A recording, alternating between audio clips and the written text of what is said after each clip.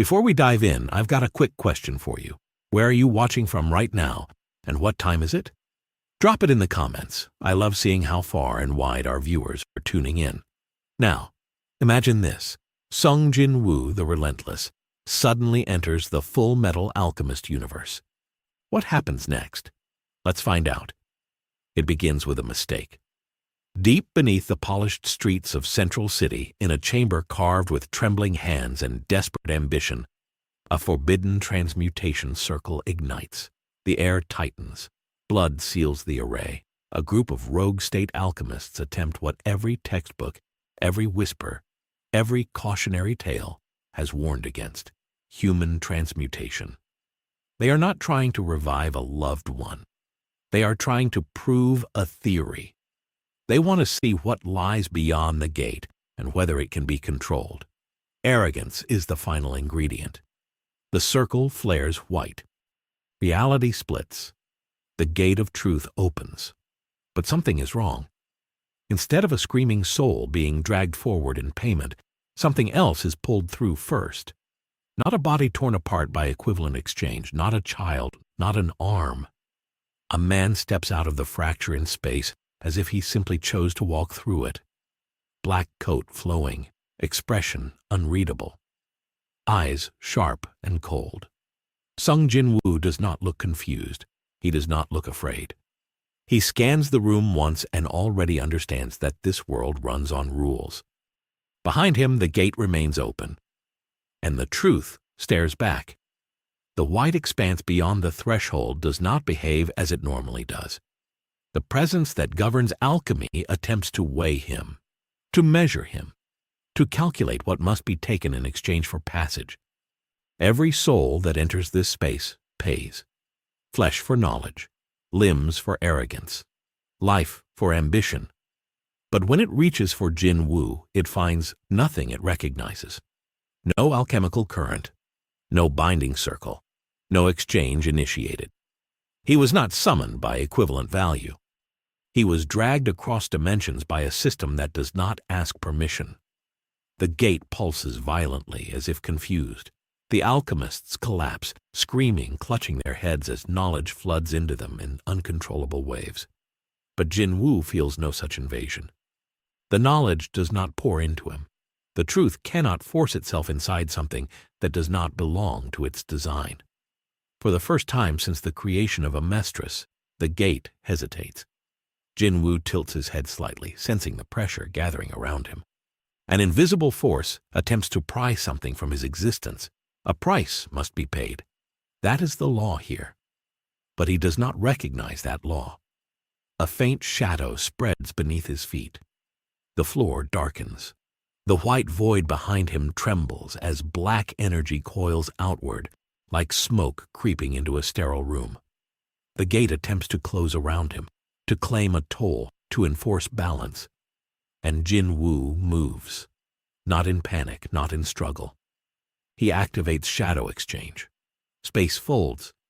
Instead of being consumed by the gate, he steps sideways through his own domain, tearing himself free from the metaphysical grip of this world's foundation. The contact point between his existence and the truth shatters like glass under pressure. The gate flickers. A crack forms across its surface. Not a physical fracture, something deeper, a flaw in the principle itself. Across Amestris, alchemists mid-transmutation freeze as their circles sputter.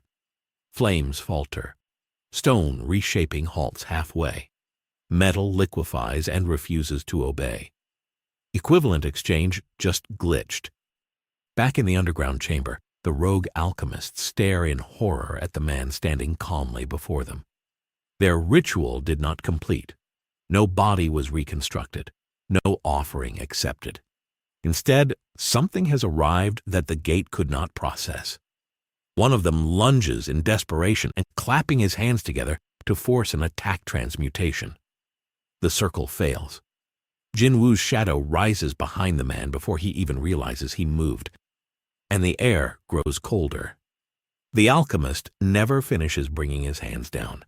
A blade made of condensed darkness pierces through his chest without resistance, precise and clean. the motion so efficient it almost looks merciful.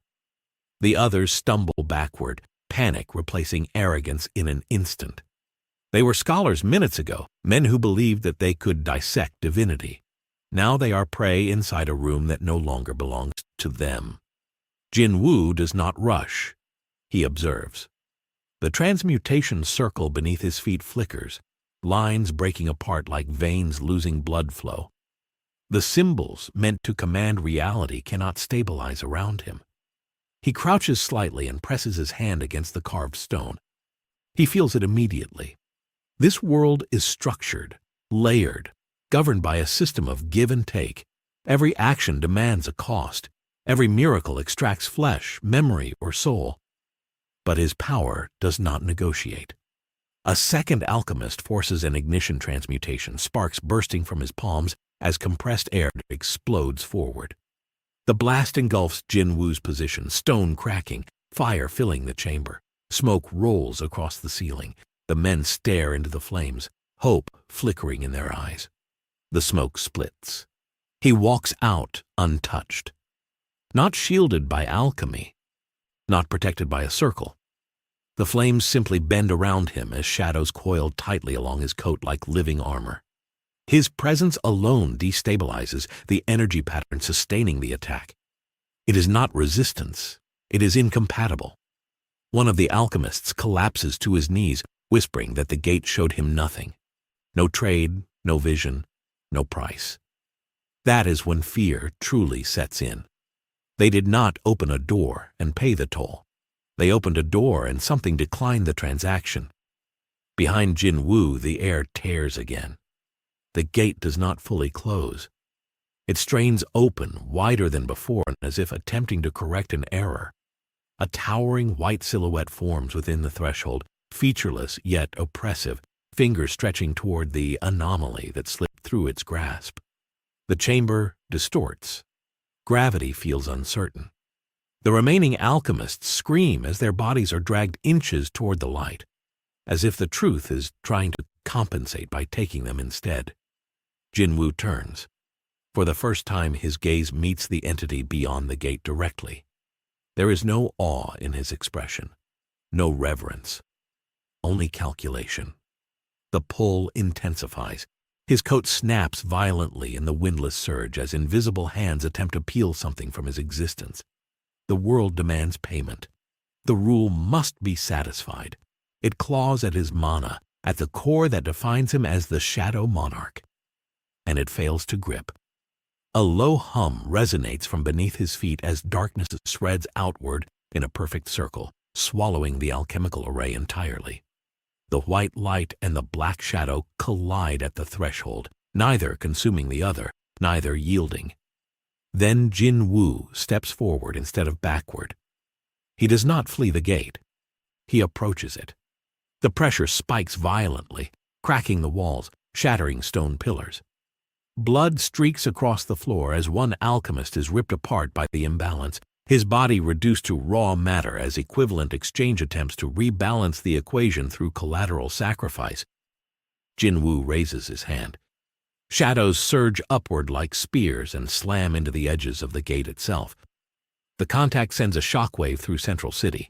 In laboratories miles away, carefully drawn circles smear as if erased by unseen fingers. A state alchemist attempting a simple metal repair watches in disbelief as his transmutation collapses into useless fragments. In the countryside, a farmer using alchemy to mend irrigation channels finds the earth refusing to respond. The law has been interrupted. Back underground, the gate flickers erratically. The white silhouette recoils slightly, not wounded but destabilized. It cannot process what stands before it. Jin-Woo's power does not originate from this world's source. It cannot be taxed. It cannot be equated. He tightens his fist. The shadows constrict. With a violent twist of space, he activates Shadow Exchange once more, not to escape, but to sever the connection entirely. The tear between realms snaps shut with a soundless implosion. The gate slams closed. But a thin fracture remains across its surface, visible for a split second before vanishing from mortal sight. Silence floods the chamber. Dust settles slowly. 3 alchemists lie dead. 1 remains alive, trembling, staring at the man who just defied the foundation of their reality. Jin-Woo steps toward him, shadows stretching long and thin across the cracked stone floor. And far above, in a hidden chamber beneath Central Command, a figure who has watched the flow of this nation for centuries opens his eyes for the first time in years, sensing that something beyond his design has just entered the board. The surviving alchemist tries to crawl backward, palms slipping in blood, as he mutters broken prayers to a god he never truly believed in. He reaches for chalk at his belt, fingers shaking as he attempts to redraw a stabilization circle by instinct alone. The lines come out crooked. The symbols refuse to connect. Every equation he memorized feels incomplete, like numbers missing from a page. Jin-Woo stops in front of him. There is no rage on his face, no visible emotion at all. That absence is worse than fury. You opened a door you did not understand. His voice is calm, steady, almost quiet beneath the ringing silence left behind by the shattered gate. The alchemist screams that they only wanted knowledge, that they were close to unlocking a way to bypass equivalent exchange, that they were going to reshape the hierarchy of power in Amestris. He begs for mercy, offering research, offering loyalty, offering anything that can be traded. Jin-Woo kneels slightly, studying him the way one would examine a fragile tool. Knowledge without strength invites disaster. You nearly tore your world apart, chasing control. The man lunges one final time, desperation overriding reason. A concealed blade flashes toward Jin-Woo's throat. The shadow behind the alchemist rises instantly. It does not strike. It engulfs. Darkness wraps around his body, muffling his scream as his form collapses inward, consumed by the spreading black at his feet. The chamber grows still again. Jin-Woo stands alone among the remnants of a ritual that failed to claim him. A faint pulse echoes in his mind. Not the system issuing a quest, not an interface notification, something external, something vast shifted uneasily. He closes his eyes for a brief moment and extends his senses outward. This world is different from the dungeons he conquered. Its power does not concentrate on monsters or gates. It flows through people, through cities, through an invisible network carved across the entire country. And right now, that network is unstable. In Central City, reports begin flooding military offices. Controlled detonations misfire. Structural reinforcements crumble mid-formation. A train repair site suffers a collapse when alchemy fails to reinforce the steel. Panic spreads quietly among state alchemists who have never experienced their craft refusing them. Deep underground, far beneath the political machinery of the nation, a massive, ancient presence stirs within a circular chamber lined with tubes and symbols that span the width of the country. Father opens his eyes. He does not breathe in surprise. He does not speak. But he feels it clearly. A fluctuation in the nationwide transmutation array. A distortion that did not originate from his design. His creation has functioned flawlessly for generations. Every sacrifice was calculated. Every node is precise. The system is absolute. Yet something entered from outside the circle. Above ground, Jin-Woo walks out of the ruined chamber into the night streets of Central. The city lights flicker briefly as if reacting to his presence. He lifts his gaze to the sky, sensing threads beneath the surface of reality stretching in geometric patterns across the land. A country-sized ritual. Someone built this world like a cage. He steps into an alley where shadows gather more thickly. With a subtle motion of his hand, they rise and spread along rooftops, slipping through windows, sliding across stone like silent scouts. He does not need to understand alchemy to recognize strategy. Power flows through defined points, intersections, anchors. If this world operates on equivalent exchange, then someone is controlling the exchange. And that someone just felt him. Far below, Father's expression shifts for the first time in centuries. Not anger, not fear, interest. a being who bypassed the gate, a force that cannot be taxed. If left unchecked, it could interfere with the promised day. It could fracture the foundation he has engineered so carefully. He extends his senses through the underground network, tracing the anomaly's location like a ripple across still water. Jin-Woo stops walking. For a fraction of a second, the air between them tightens. Two apex predators in different domains become aware of each other. Jin-Woo's lips curve slightly, not into a smile, but into recognition. He has entered a world ruled by a hidden sovereign. Good. Conflict reveals structure, and structure can be broken. His shadow thickens beneath him, stretching farther down the alley wall, responding to the silent challenge in the air. The fracture he left on the gate may not be visible to ordinary eyes, but its consequence is already unfolding. Equivalent exchange has faltered once. If it falters again, it may not recover so easily. High above, clouds shift unnaturally despite the calm night. Somewhere beyond mortal perception, the truth watches the scar left behind on its domain. For the first time, balance has been questioned, and the anomaly is walking freely through Amestris. Wind moves through Central City in uneasy currents, brushing across rooftops and down narrow streets as if searching for the source of the disturbance. Jin-Woo steps out from the alley into the open avenue, boots striking stone that was once laid by careful alchemical reinforcement. He can feel it now beneath the surface. The entire nation is etched with intent, massive transmutation lines buried underground, conduits stretching from city to city like veins feeding a single hidden heart. This is not a country. It is a formation. His shadow scouts return in fragments of sensation. Underground tunnels, sealed chambers, military patrols mobilizing faster than coincidence would allow. Someone has already issued orders. The anomaly will not be ignored. A squad of central soldiers rounds the corner ahead, rifles raised. Their captain shouts for him to halt in the name of the Führer. Jin-Woo does not slow. The soldiers hesitate only a second before firing. Muzzle flashes erupt, bullets slicing through the night air. They never reach him.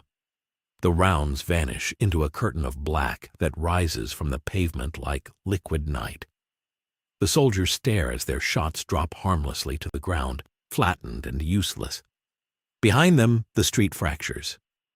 A state alchemist slams his palms together and drives them into the cobblestone, forcing a wall of jagged stone upward in an attempt to trap Jin-Woo inside a rising cage. The construction shudders halfway through its formation. The edges crumble. The geometry destabilizes. The alchemist's eyes widened. It is happening again. Jin-Woo steps through the collapsing stone as if walking through mist. He appears directly in front of the alchemist, gaze level and unhurried. "Your power depends on rules," he says quietly. "Mine does not." The shadow at his back lashes forward, knocking the alchemist unconscious without killing him. Jin-Woo is not here for random slaughter. He is measuring the world, testing its limits, mapping its weaknesses. More soldiers retreat, fear overriding discipline. Word spreads quickly. An unknown combatant immune to alchemy, immune to firearms, appearing and disappearing without circles or signs. Deep below, Father observes through unseen channels. Data accumulates. Reports converge. The anomaly does not transmute, does not exchange, does not submit to the gate. A variable outside the equation. That cannot be permitted. In the white expanse beyond reality, the gate trembles faintly. The scar across its surface pulses once, thin but undeniable. The truth does not speak. It recalculates. Back on the streets, Jin-Woo tilts his head slightly as a distant pressure builds, subtle but deliberate. The air grows heavy, not with alchemical energy, but with a tension. He recognizes it immediately. Something vast has shifted focus entirely onto him. Good. He steps into the center of the avenue and allows his shadow to expand outward in a wide circle, swallowing lamplight and stretching across storefronts. The city seems to dim around him, not because light has vanished, but because darkness has gained presence. He does not roar. He does not declare war. He simply stands there, letting the message spread through the invisible network beneath the country. I am here. Across Amestris, transmutations continue to misfire sporadically. Small failures, brief distortions. Enough to plant doubt in every practitioner who senses that the law they trusted might not be absolute. Jin-Woo closes his eyes for a single breath, synchronizing with the shadows that now cling to the nation's edges. He feels the outline of the massive circle carved into the land, feels its intersections. Its central core is buried beneath layers of secrecy. A king hides at the center of this design, and kings fall. When his eyes open again, they are colder than before. This world tried to claim a price from him the moment he arrived. It tried to measure his worth in limbs and blood. It failed. The gate rejected him. Now the world must decide whether it will adapt or be rewritten. Above, the clouds shift unnaturally once more, moonlight splitting across the city in fractured beams. Soldiers regroup at a distance, unsure whether to advance or wait for orders. Underground, Father's fingers tighten slightly against the arm of his throne. The board has changed. A piece has entered that does not belong to either side. And Sung Jin-Woo begins walking toward the heart of the formation, each step quiet, deliberate, unstoppable, as the first cracks in equivalent exchange continue to spread beneath his feet. By dawn, Central City is no longer confused. It is alert. Patrol routes double. State alchemists are reassigned under sealed orders. Reports are rewritten before they reach the public. The word anomaly is never spoken aloud, but it circulates in the highest levels of command like a quiet infection. Deep beneath the capital, Father stands before the vast circular chamber that anchors his nationwide design and listens to the flow of power through the land. The disruption from the night before has not vanished. It lingers like a foreign substance in the bloodstream of Amestris. Something entered this system and refused to pay its toll. That alone makes it dangerous. That it destabilized the gate makes it unacceptable. He does not panic. He calculates. A presence beyond equivalent exchange cannot be allowed to roam freely before the promised day. If it spreads doubt among alchemists or fractures the stability of the circle, centuries of preparation could unravel. So he does what he has always done when irregularities appear. He deploys his children. High above, in the Führer's residence, King Bradley finishes adjusting his gloves. His single eye is calm, unreadable. Wrath does not ask questions. He receives instructions and eliminates obstacles. When the message reaches him, it is simple. Locate the anomaly. Assess. Terminate. Elsewhere in the shadows of Central's architecture, Pride extends himself across walls and rooftops, thin tendrils slipping through cracks and under doors. Unlike Wrath, Pride is curious. He felt the tremor in the gate. He felt the distortion ripple through the underground network. Something touched the foundation of this country and walked away. That is not natural. That is not permitted. Jin-Woo senses them before he sees them. He stands atop a stone building overlooking a military courtyard, coat shifting lightly in the morning wind. His shadow network has already mapped patrol patterns, identified key alchemical nodes, and traced the underground tunnels feeding into Central Command. He does not rush toward the heart yet. He studies the terrain the way a monarch studies a battlefield before claiming it. Then the air behind him shifts. Not with mana, with intent. Wrath moves without hesitation. There is no dramatic announcement, no warning. A blade flashes toward Jin-Woo's neck with lethal precision, drawn in the same fluid motion as his step. The strike is perfect, calculated to end the fight before it begins.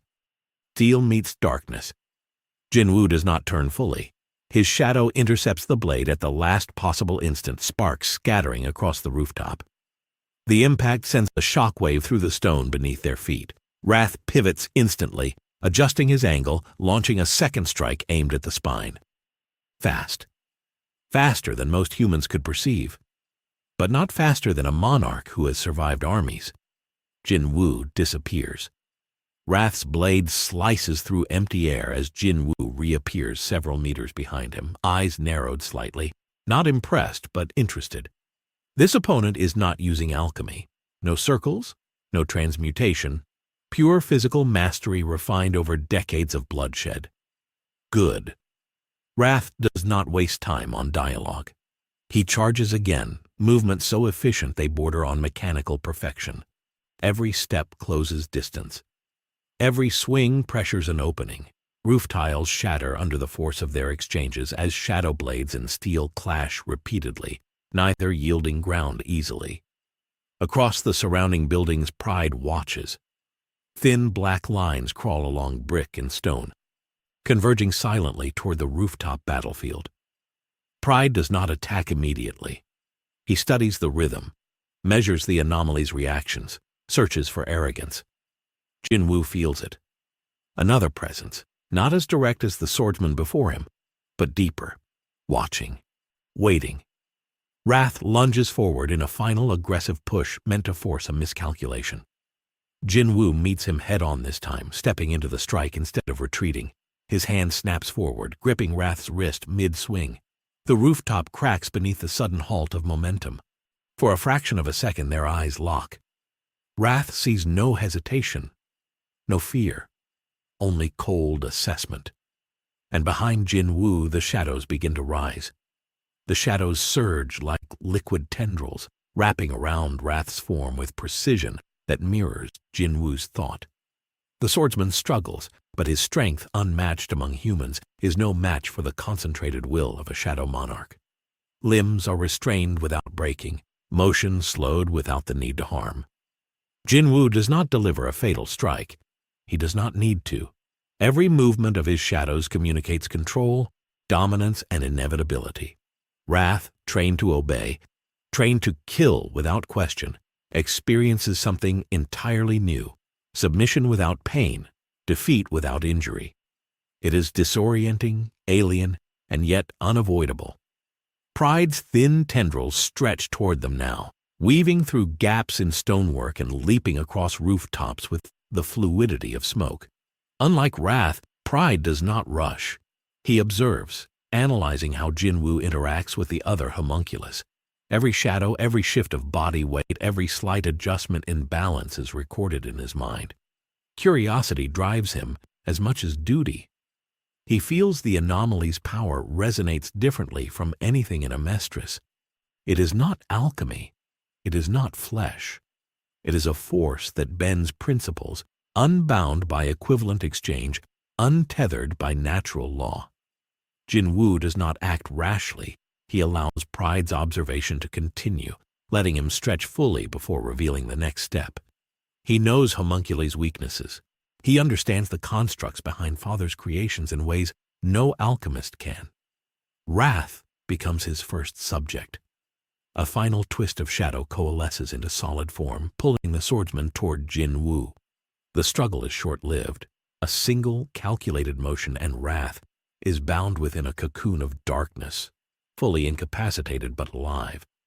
Jin-Woo's eyes linger on him for only a moment before turning toward Pride, who now leans slightly from a ledge, curious but cautious.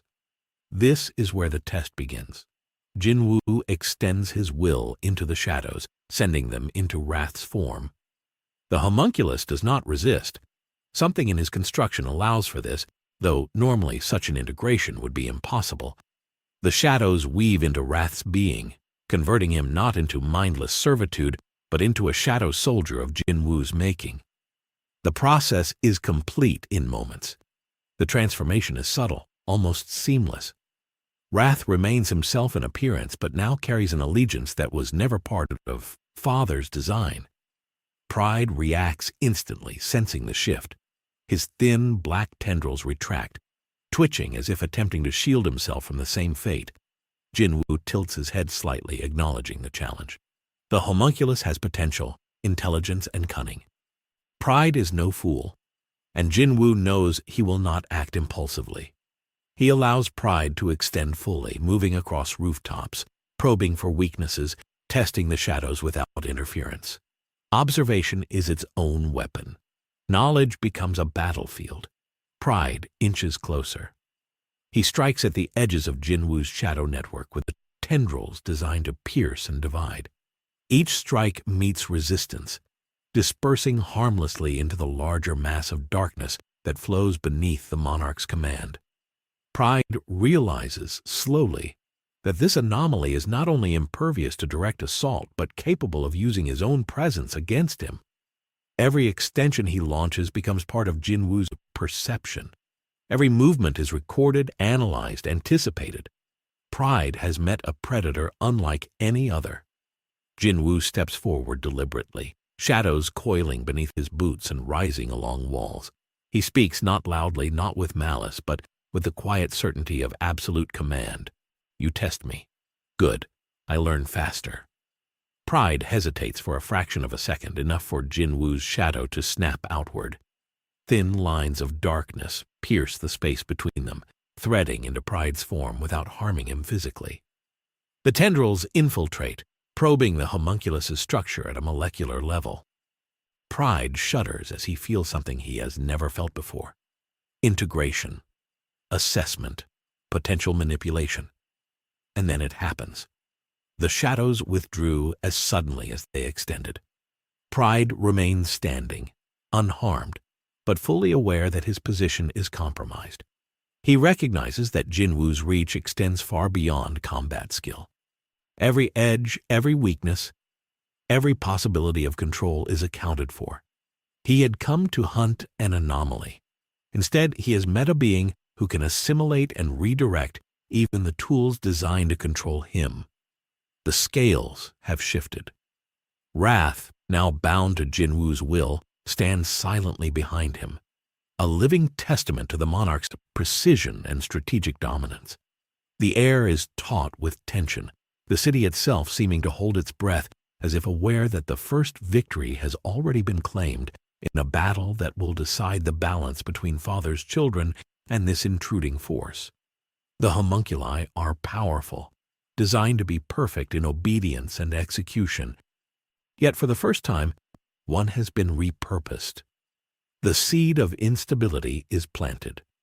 Jin-Woo surveys the rooftop vista, the streets below, the faint ripple of alchemical energy spreading from the underground conduits, and allows himself the barest hint of acknowledgement that this is only the beginning. The homunculi came hunting for an anomaly. They underestimated the predator. Now the predator observes, adapts, and calculates. The hunt has begun, but the prey has already rewritten the rules of pursuit. Pride's tendrils quiver as he adjusts, realizing that Jin-Woo is not just reacting. He is controlling the flow of the engagement, bending the environment itself to his will. Rooftops creak and fracture under the subtle pull of shadows. Streets shimmer faintly where light collides with darkness, and even the distant underground conduits seem to respond to his presence.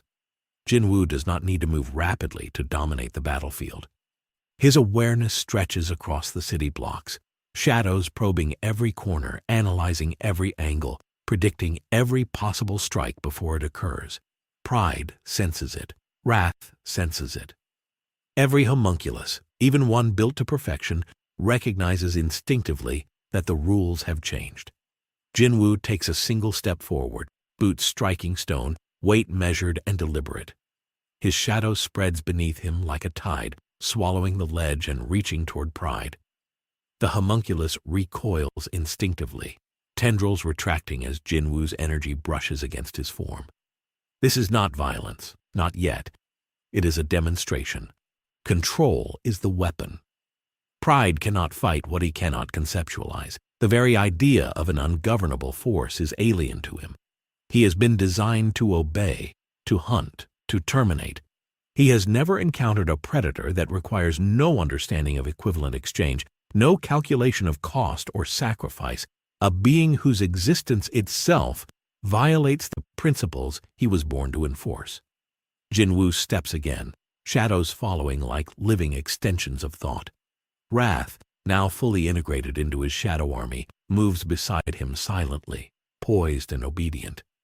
The swordsman's once unyielding blade now mirrors Jin-Woo's command, his instincts repurposed, his skill serving a new master. Pride watches, tension radiating from him in every line of his elongated form. He recognizes the threat fully now. This is not a simple fight of strength or skill. It is strategy incarnate.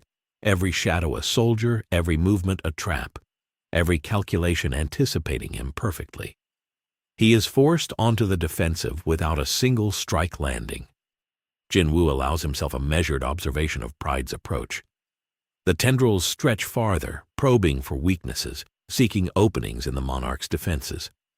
Jin-Woo smiles faintly, almost imperceptibly, appreciating the precision, the discipline, the audacity of his opponent. He is not needed to flex yet. The aura surrounding him, quiet and cold, communicates power more effectively than any display of force. The world itself seems to hesitate, waiting for the inevitable confrontation, aware that its balance has shifted irreversibly. The shadows respond instinctively, converging around Jin-Woo, forming a dense rippling barrier between him and the homunculus. Pride strikes with speed, thin tendrils attempting to pierce and divide, but the darkness moves as a singular entity, absorbing and redirecting every attack effortlessly. The motion is seamless, almost artistic in its precision. Pride realizes with growing unease that even his perception of speed and reach is inadequate. Jin-Woo is always a step ahead, not through reaction, but through anticipation, through understanding of spatial flow and tactical probability on a level no ordinary being could comprehend. Wrath shifts behind him, moving to guard flanks and potential blind spots, silently demonstrating the new calculus of Jin-Woo's command. The shadows themselves pulse with authority, lines of darkness extending into the city, crawling along rooftops, weaving between chimneys, and stretching toward the streets below. Pride's observation reveals more than curiosity. It unveils fear. He senses the consolidation of power, the inevitability of assimilation, the danger of underestimating this predator. Every calculated strike he delivers is met with anticipation, deflection, or harmless absorption. Every effort to control the battlefield is subtly repurposed into Jin-Woo's advantage. Finally, Jin-Woo steps fully into engagement. His voice carries, not loud, not commanding, but calm, measured, a whisper that seems to echo across the open spaces of rooftops and alleys. You came to hunt an anomaly. You misjudged what an anomaly can do. Pride recoils slightly, tendrils momentarily stilled, the words striking him with an unfamiliar weight. This is more than physical domination. It is psychological, strategic, absolute. The predator is teaching, testing, and punishing all at once. Every move Pride makes is anticipated. Every advantage he seeks is neutralized before it manifests. Jin-Woo has transformed a hunt into a lesson in futility. The city around them holds its breath. Light flickers along broken rooftops, shadows twist unnaturally, and the wind carries a faint resonance of movement across distant streets. All of Amestris feels it, though few can identify the source. Homunculi's mission was simple: eliminate the threat, stabilize the anomaly, and maintain Father's balance. Now, that mission has inverted. Jin-Woo dictates the flow, dictating who moves, who acts, who lives, and who bends to his will. Wrath's obedience and Pride's tentative caution are just the beginning. The monarch's shadow has claimed its first territory, a foothold within the enemy's strongest constructs. The message is clear: the hunter is the hunted. Pride finally makes a choice. He extends fully, preparing for an all-or-nothing strike that tests the limits of his speed and reach, hoping to disrupt the monarch's control before it consolidates. Jin-Woo does not move unnecessarily. His shadow responds first, stretching like water, wrapping around Pride with precision, piercing through the homunculus's defenses at multiple points simultaneously without causing lasting harm. Pride struggles instinctively, the sensation foreign and horrifying. He cannot fight it, cannot cut it, cannot escape it. Even his form, so meticulously constructed, bends slightly under the monarch's influence. Pride's retreat is measured, calculated, but forced. Jin-Woo's control does not rely on brute force. It relies on inevitability, on the absolute precision of applied power. Wrath steps forward now, silent, lethal, and entirely obedient. Every motion mirrors Jin-Woo's intent, every step reshaping the dynamic of the fight. Homunculi's mission has failed without the clash of ultimate destruction. Their roles have inverted. The Predator teaches, the Predator controls, and the Predator adapts. Pride senses the lesson, understands the message, and instinctively withdraws slightly, reassessing the battlefield. Jin-Woo's presence dominates every angle, every potential strike, every opportunity for counteraction. The sun rises fully over Central City, casting long shadows that seem darker and heavier than the natural light should allow. Jin-Woo stands amid the urban expanse, calm, collected, and fully aware of the ramifications of his arrival. Amestris itself has changed in the night. Equivalent exchange has faltered, the gate has been scarred, and the homunculi have been repurposed. The Predator walks among prey, and yet the prey has already been transformed into instruments. The message is clear, undeniable, and irrevocable. Jin-Woo is not here to test strength. He is here to rewrite the rules. Pride watches from above, stretching across the rooftops, calculating, hesitating. He knows that the anomaly before him is beyond understanding, beyond prediction, beyond the constructs of the world that shaped him. For the first time, the homunculi experience doubt, an unsettling awareness that the system they have always obeyed may not apply. And in the distance, wrath, now bound and silent, mirrors every movement of the monarch, a living testament to the ease with which Jin-Woo can assimilate even the most formidable of Father's creations. The city is still. The shadows pulse. The hunt has begun, and the rules of pursuit have already been rewritten. Pride hovers silently above the rooftops, tendrils coiling like liquid darkness as he studies Jin-Woo with a newfound caution. Every instinct screams danger, yet he cannot fully comprehend the anomaly before him. Jin-Woo's shadows move with purpose, responding to threats before they materialize, anticipating every motion, every strike, every thought. It is not brute strength that dominates. It is absolute control, a command of the battlefield that stretches beyond the physical into strategy, psychology, and inevitability. Pride realizes for the first time that he is not merely facing a being stronger than himself.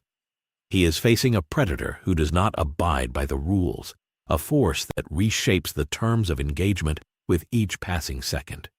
Jin-Woo steps forward deliberately, his boots striking stone with a soft authority that reverberates through the rooftop. Wrath follows, silent and lethal, every motion mirroring Jin-Woo's intent. Together they form a perfect unit, a combination of experience, obedience, and shadow manipulation that the homunculi cannot fully anticipate. Pride flexes his tendrils, stretching outward, probing for openings, seeking weaknesses in a predator that has none. Each probe is countered almost instinctively by the shadows, redirected, absorbed, or neutralized without leaving a mark. Pride realizes the futility of his approach but continues, driven by duty and an incomprehensible curiosity. The anomaly does not fight as expected. The anomaly controls, adapts, and teaches. Every attempt to strike, every maneuver to outflank, is subtly converted into advantage for the predator. The surrounding city seems to react. Light flickers unnaturally across broken rooftops. Shadows coil along walls and streets, and even distant alchemical nodes feel a faint disruption as Jin-Woo's presence asserts itself over Amestris. The people in the street sense a subtle shift in the air, a tension they cannot name, as if the very rules of their reality are bending. Transmutations that should have succeeded fail or misfire.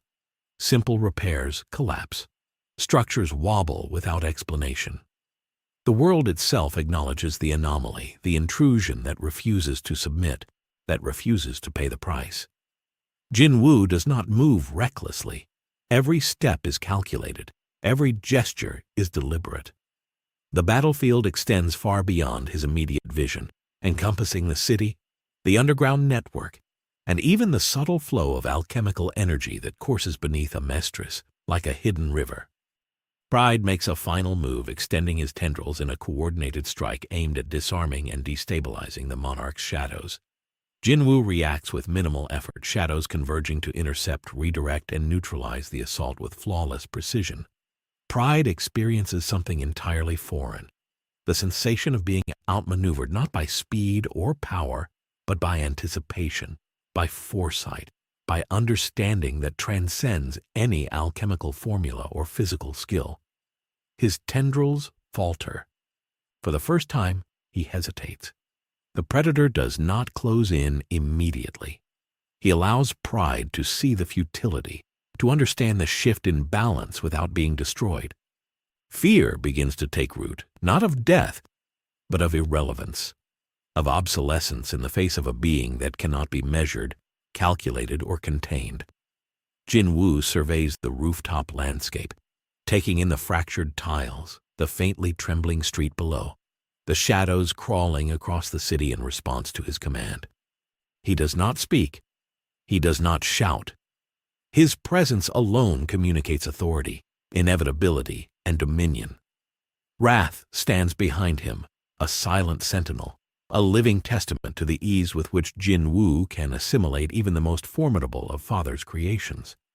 Pride, forced to retreat slightly, observes the monarch with an unease that sharpens his senses, but does not grant him an advantage. Every action he considers is anticipated, every possibility accounted for, every maneuver transformed into leverage for Jin-Woo's intent. The air vibrates with tension as the first rays of sunlight cut across the city, long and fragmented, illuminating the contrast between shadow and light. Jin-Woo does not flinch. His shadows extend further, probing the surrounding streets, the rooftops, the tunnels below. He can feel every potential threat, every alchemist, every structure capable of affecting his domain. The city becomes his chessboard, every piece moving under his subtle influence. Pride hesitates on a distant ledge, fully aware that his presence is observed, measured, and neutralized in ways he cannot counter. The homunculi have come to hunt an anomaly, and in doing so they have stepped onto a battlefield they cannot control. Jin-Woo's gaze sweeps over the horizon. The experiment is complete. Wrath is bound. Pride is cautious. The city is mapped. The shadows consolidated. He has made his statement without uttering a single word, without delivering a single fatal blow. Power has been demonstrated. Control has been asserted. The rules have been rewritten. Pride senses it instinctively. The predator is not constrained by equivalent exchange, by alchemy, or by the gate. Every law, every principle, every expectation he has ever known is meaningless in the face of this force. The hunt has begun, but the predator dictates the pace, the engagement, and the outcome. From above, the first signs of the wider consequences ripple outward. Alchemists feel hesitation in their craft. Underground conduits shiver with energy misalignment. Circles fail mid-transmutation, forces misfire, and structures wobble where they should be stable. Jin-Woo's presence is not localized, it is systemic. It radiates across Amestris, challenging the very foundation of its order. Pride watches, calculating the anomaly's reach, recognizing that any engagement beyond direct conflict is futile. The predator has not only survived the initial hunt, it has dominated it, reshaped it, and absorbed the environment itself into its command. Amestris has changed in an instant, and the homunculi are forced to reconsider everything they thought they knew about control, power, and inevitability. Jin-Woo takes a single step forward, letting the shadows ripple across the rooftops in a subtle but undeniable display of dominion. Wrath follows, a silent extension of his will. Pride hovers above, constrained not by fear of death, but by the recognition that his entire understanding of this battle has been rendered obsolete. The city holds its breath. The shadows pulse. The monarch has claimed the first victory without striking a final blow. The hunt is ongoing, but the rules have been rewritten. The scales have shifted, and the predator has made the first irrevocable move. The homunculi came seeking an anomaly. They found a force that defines the battlefield, shapes the engagement, and dictates inevitability. Sung Jin-Woo has arrived, and Amestris will never be the same. The city is quieter now, but not peaceful. Central City breathes uneasily as its alchemists struggle to perform even the simplest tasks. Transmutation circles misfire. Structures refuse to hold, metals melt unpredictably, and the faint echoes of disruption ripple through the underground conduits that connect Amestris like a hidden nervous system. Sung Jin-Woo moves through the streets with deliberate calm. Coat flowing around him, shadows trailing like living extensions of his will. His eyes scan every alley, every rooftop, every minor transmutation being attempted by those unaware of the predator in their midst. He does not act indiscriminately, but his mere presence warps the rules this world has long taken for granted. The principle of equivalent exchange, the foundation of Amestris, trembles invisibly beneath his feet. Edward Elric, ever vigilant, senses it first. The young state alchemist has been monitoring anomalies in the flow of energy across the capital and notices the subtle distortions that ripple through the environment. Buildings that should hold collapse partially, water channels overflow, and energy from transmutations flickers uncontrollably. Ed traces the source and, with rapid calculation, concludes that this is no ordinary anomaly. Someone or something is bending the laws themselves. The faintest whisper of shadow spreads across his senses, unfamiliar and alarming. Without hesitation, Edward races toward the disturbance, metal arm gleaming, alchemy at the ready. He intends to test this anomaly, to understand it, to stop it if possible. The boy does not yet know that he is stepping into a battlefield governed by rules he cannot comprehend. When Edward arrives, Jin-Woo is already observing him. Shadows ripple at his feet, crawling across the pavement, stretching along walls, responding to the young alchemist's movements before they even occur. Jin-Woo does not raise a hand. He does not need to.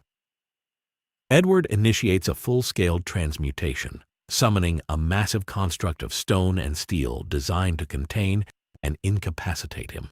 The ground shatters as walls rise.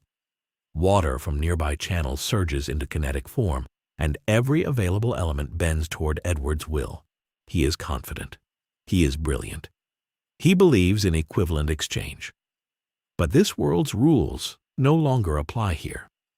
Jin-Woo steps forward, shadows flowing around him in fluid, perfect synchronization, and the constructs falter. Stone cracks before it reaches him, water splashes harmlessly to the sides, and metal bends in ways that defy the alchemist's intention. Edward cannot account for it. Every action he takes is resisted not by force, but by incompatibility. The constructs fail to maintain cohesion. Every calculation, every principle of equivalent exchange is ignored.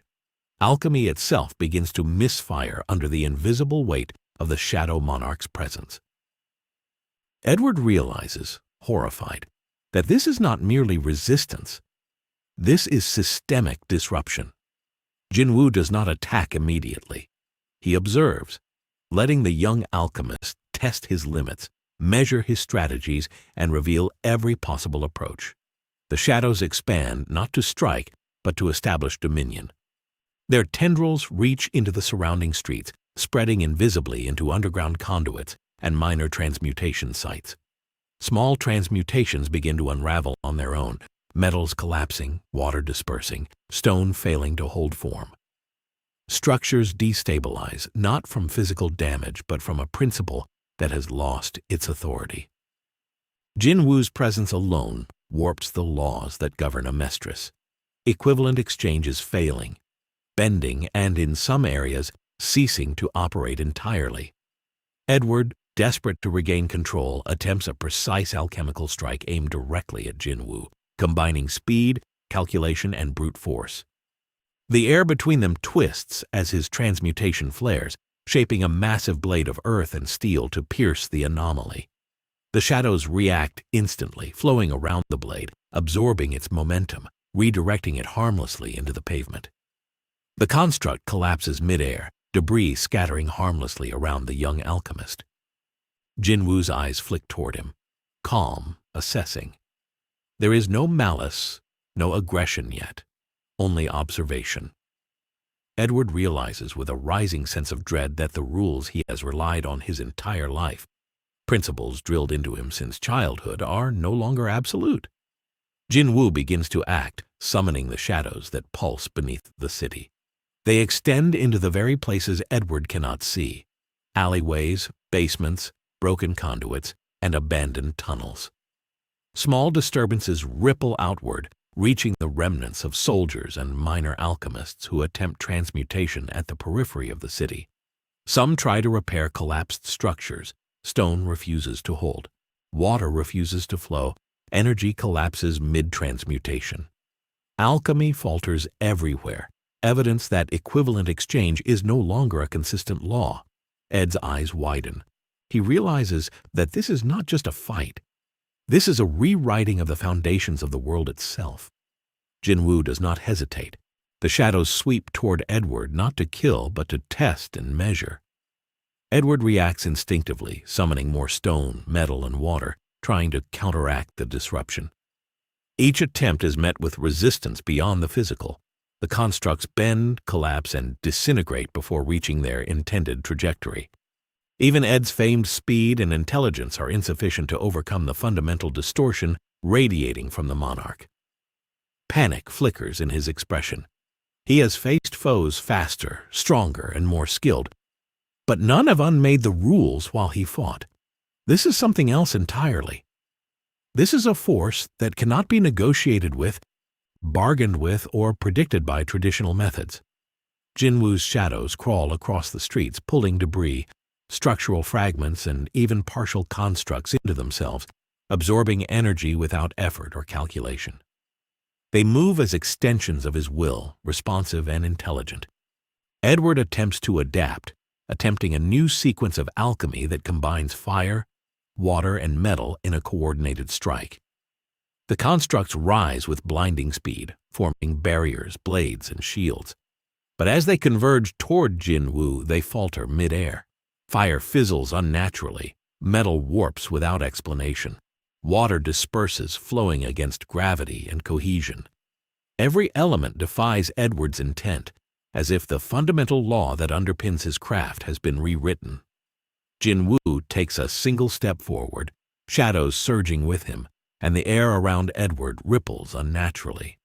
He realizes with growing terror that the anomalies are not localized.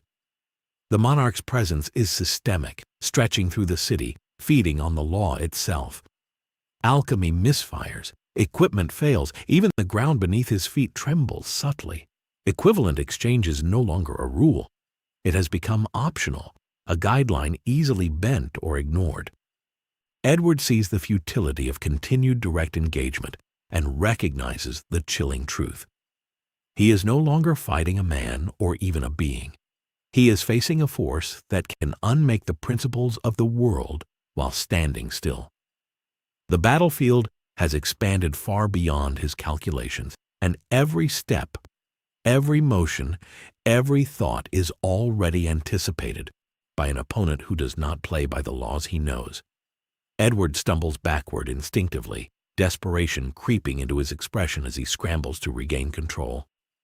Every transmutation he attempts falters in unpredictable ways. Stone crumbles before it rises, metal bends against expectation, water disperses instead of consolidating. His mind races through possibilities, through countermeasures, through sequences of alchemy designed to outthink any opponent, but nothing works. The principle he has relied upon his entire life, equivalent exchange, is broken. It no longer enforces balance. It no longer dictates outcomes. The law itself trembles beneath Jin-Woo's presence, revealing vulnerabilities that no one in Amestris has ever seen before. Jin-Woo does not move aggressively. He does not need to.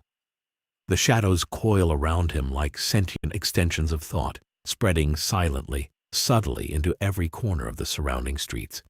The air seems heavier, denser, as if the world itself resists movement under his observation. Even distant alchemical nodes, minor forgotten conduits, experimental devices abandoned long ago, falter and destabilize. The environment itself bends, reshapes, and responds to his will without conscious effort.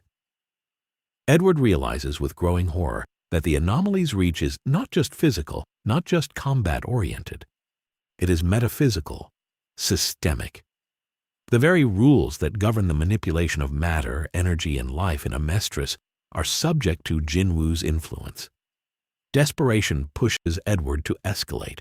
He summons a massive construct of stone and steel, combining alchemy and physical precision to form a nearly indestructible cage around the monarch. The walls rise with blinding speed, interlocking barriers designed to leave no escape. He channels energy through every joint, every connection, enforcing cohesion with the deepest principles of equivalent exchange he knows. If this fails, if this does not hold, nothing will. This is not merely an attempt to capture an intruder. This is an effort to enforce the rules of the universe itself. The cage never completes. Shadows rise from beneath the pavement, flowing into the partially formed structure. They seep through cracks, dissolve interlocking walls, and absorb kinetic energy as if it were nothing. Stone fractures, steel bends, and the cage collapses inward without a sound, leaving Edward staring at a form that has not even moved from its original position. Jin-Woo's gaze remains calm, assessing, predatory, entirely in control. The shadows ripple outward like water, expanding into the surrounding streets, subtly interfering with smaller transmutations, destabilizing minor constructions, unraveling energy channels, and demonstrating that this disruption is no accident.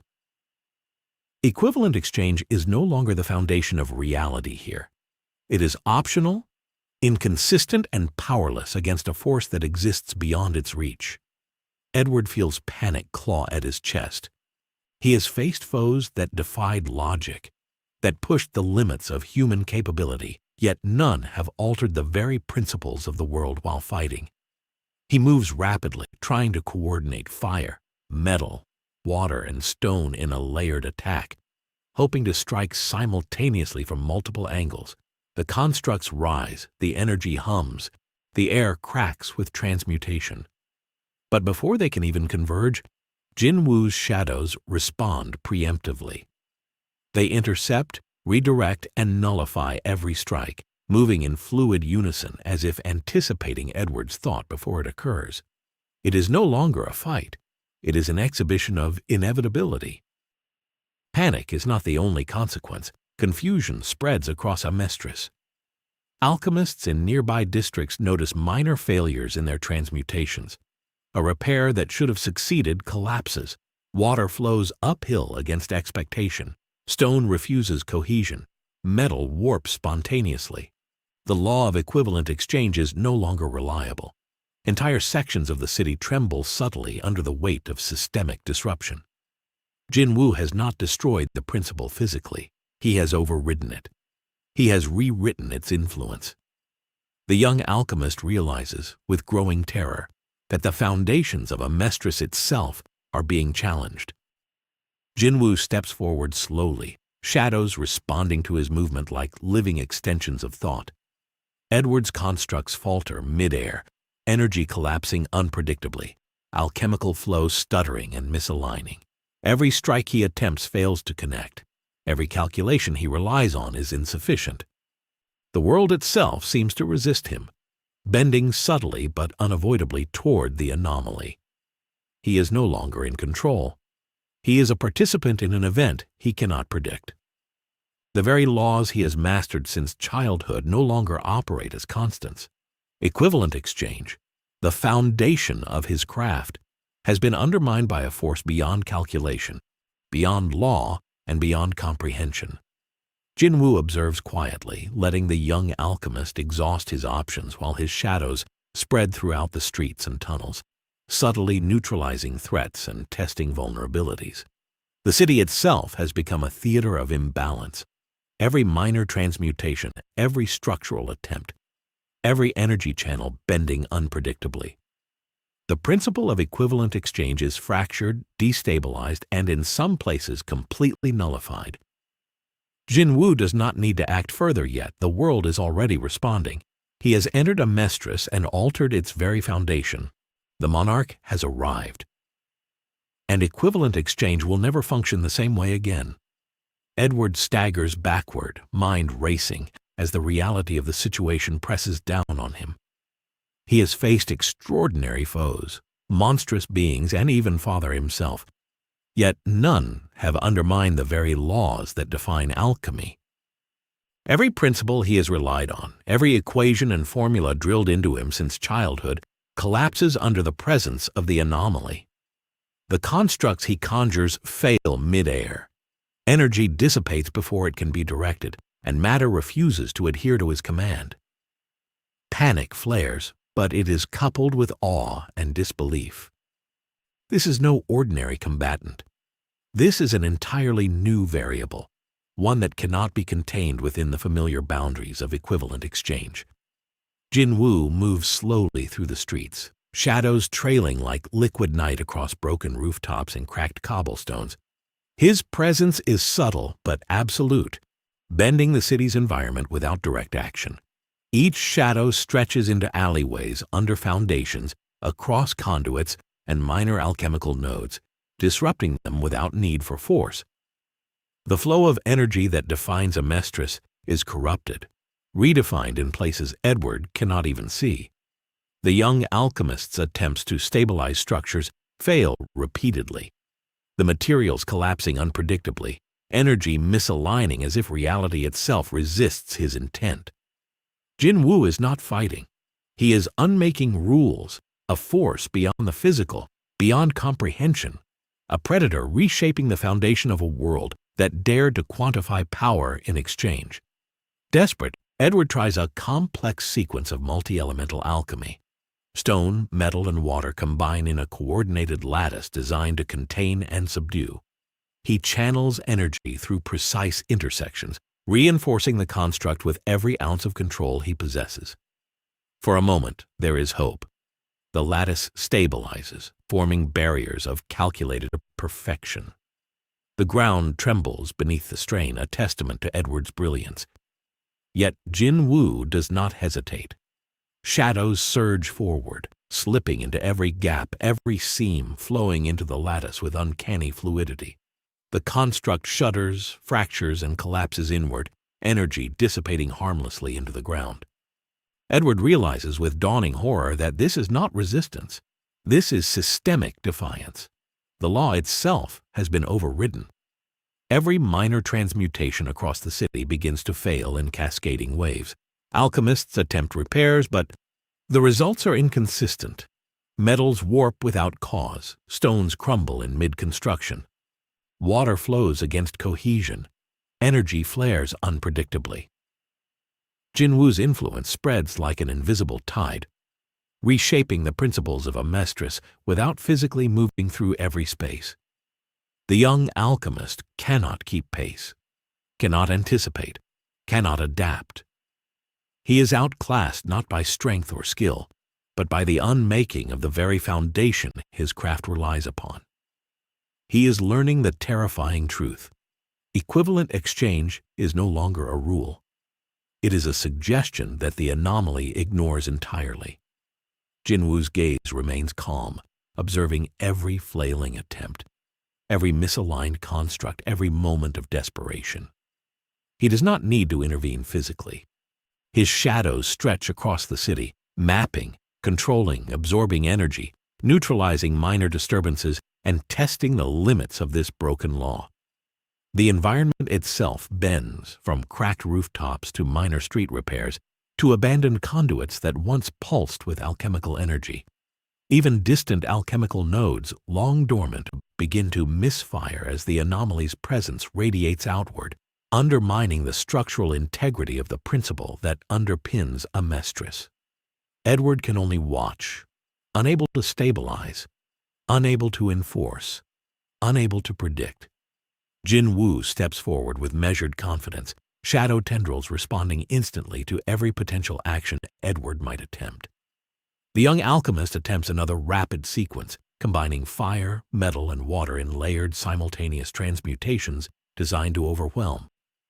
The constructs form, flash with energy, and surge forward, yet collapse midair, deflect, warp, and fail without a clear reason. Edward realizes the futility. His most brilliant strategies, his most precise calculations, all rendered useless by a force that ignores the very principle he relies upon. Equivalent exchange no longer dictates outcomes. Matter, energy, and consequence respond to the anomaly, not the established law. The city shudders faintly as the consequences ripple outward. Structures destabilize subtly, minor channels misalign, and the faint hum of failing transmutations spreads like a warning. Alchemists notice the anomaly's effects beyond sight, feeling an uneasy dissonance in their craft. The system of balance, the foundation of Amestris, falters under the presence of Jin-Woo. Shadows flow across rooftops and streets, intelligent, responsive, and uncontainable. Jin-Woo does not raise a hand to strike, yet every attempt to challenge him fails. His influence is absolute, subtle, and systemic. The young alchemist is left scrambling, forced to confront the impossible truth that the law of equivalent exchange, the heart of his life's work, has been fundamentally broken, rewritten by a predator whose presence alone reshapes reality. Edward's breaths come in rapid, shallow bursts as he struggles to process the overwhelming disruption around him. Every instinct he has honed over years of combat and alchemy tells him to act, to adapt, to find a weakness. But nothing he knows applies anymore. The constructs he summons collapse mid-formation, energy flickers and dissipates unpredictably, and even the air itself seems to resist his manipulation. He realizes with a rising chill that the foundation of Amestris, the law of equivalent exchange, is no longer stable. It is fragmented, corrupted, and bending to a will that refuses to abide by it. Jin-Woo does not need to attack. He merely exists, and the world around him contorts to his presence. The shadows beneath Jin-Woo ripple outward like liquid ink across the city, crawling along streets, under buildings, into the labyrinthine tunnels that crisscross Amestris, unseen by most. Every minor transmutation, every repair, every alchemical experiment in progress falters. Metal twists unpredictably, stone crumbles before it can form, water defies cohesion, and energy channels stutter and fail. The ripple effect spreads far beyond Edward's immediate perception, impacting alchemists across the capital. The principle of equivalent exchange no longer functions consistently, leaving even the most skilled practitioners helpless to control outcomes. Jin-Woo has not destroyed the law, he has overwritten it, imposing his own presence as the dominant force. Edward launches another rapid sequence of transmutations, layering fire, metal, stone, and water in precise timing, attempting to overwhelm the anomaly with sheer complexity. Constructs rise in perfect synchronization. Barriers interlock, blades form, energy channels converge. For a moment it seems as though he has regained control, that the law might still favor his expertise. But as the constructs surge forward, Jin-Woo's shadows respond instantaneously, slipping into the lattice of stone and metal, absorbing kinetic energy, destabilizing every joint and rendering the entire sequence null. The constructs collapse midair, energy dissipates harmlessly, and Edward staggers back, realizing with a sinking horror that the anomaly is not just immune to his attacks, it actively defies the system that sustains his craft. The city itself reacts. Minor structures destabilize, street repairs fail, and even abandoned alchemical nodes pulse and misfire. The underlying network of energy, thought to be constant and predictable, falters. Alchemists working nearby feel sudden, inexplicable failure in their transmutations. Water refuses to flow where it should, stone collapses mid-formation, metal bends against expectation. Every effort to maintain balance or repair damage is thwarted by an invisible, systemic force that reshapes reality according to Jin-Woo's will. He does not strike directly, but the effect is complete. Equivalent exchange is no longer the foundation. It is a guideline the anomaly can ignore at will. Jin-Woo steps forward, shadows extending into every alley, across rooftops, into underground conduits, testing the limits of this broken law. Edward attempts a defensive maneuver, combining multiple elements in rapid succession to shield himself. Stone walls rise, water streams are redirected, metal forms interlocking barriers, and fire arcs in controlled bursts. The constructs converge toward Jin-Woo, yet collapse mid-air, warp unpredictably, and dissipate harmlessly. Every calculation fails. Every effort to predict the outcome is insufficient. Edward understands viscerally that the law itself has been usurped. His mastery is impotent against the anomaly, his genius rendered irrelevant by the monarch's systemic dominance. Wrath and pride, though present, are secondary witnesses to the disruption. Wrath stands silent behind Jin-Woo, fully integrated into his shadow army, a testament to the monarch's precision and control.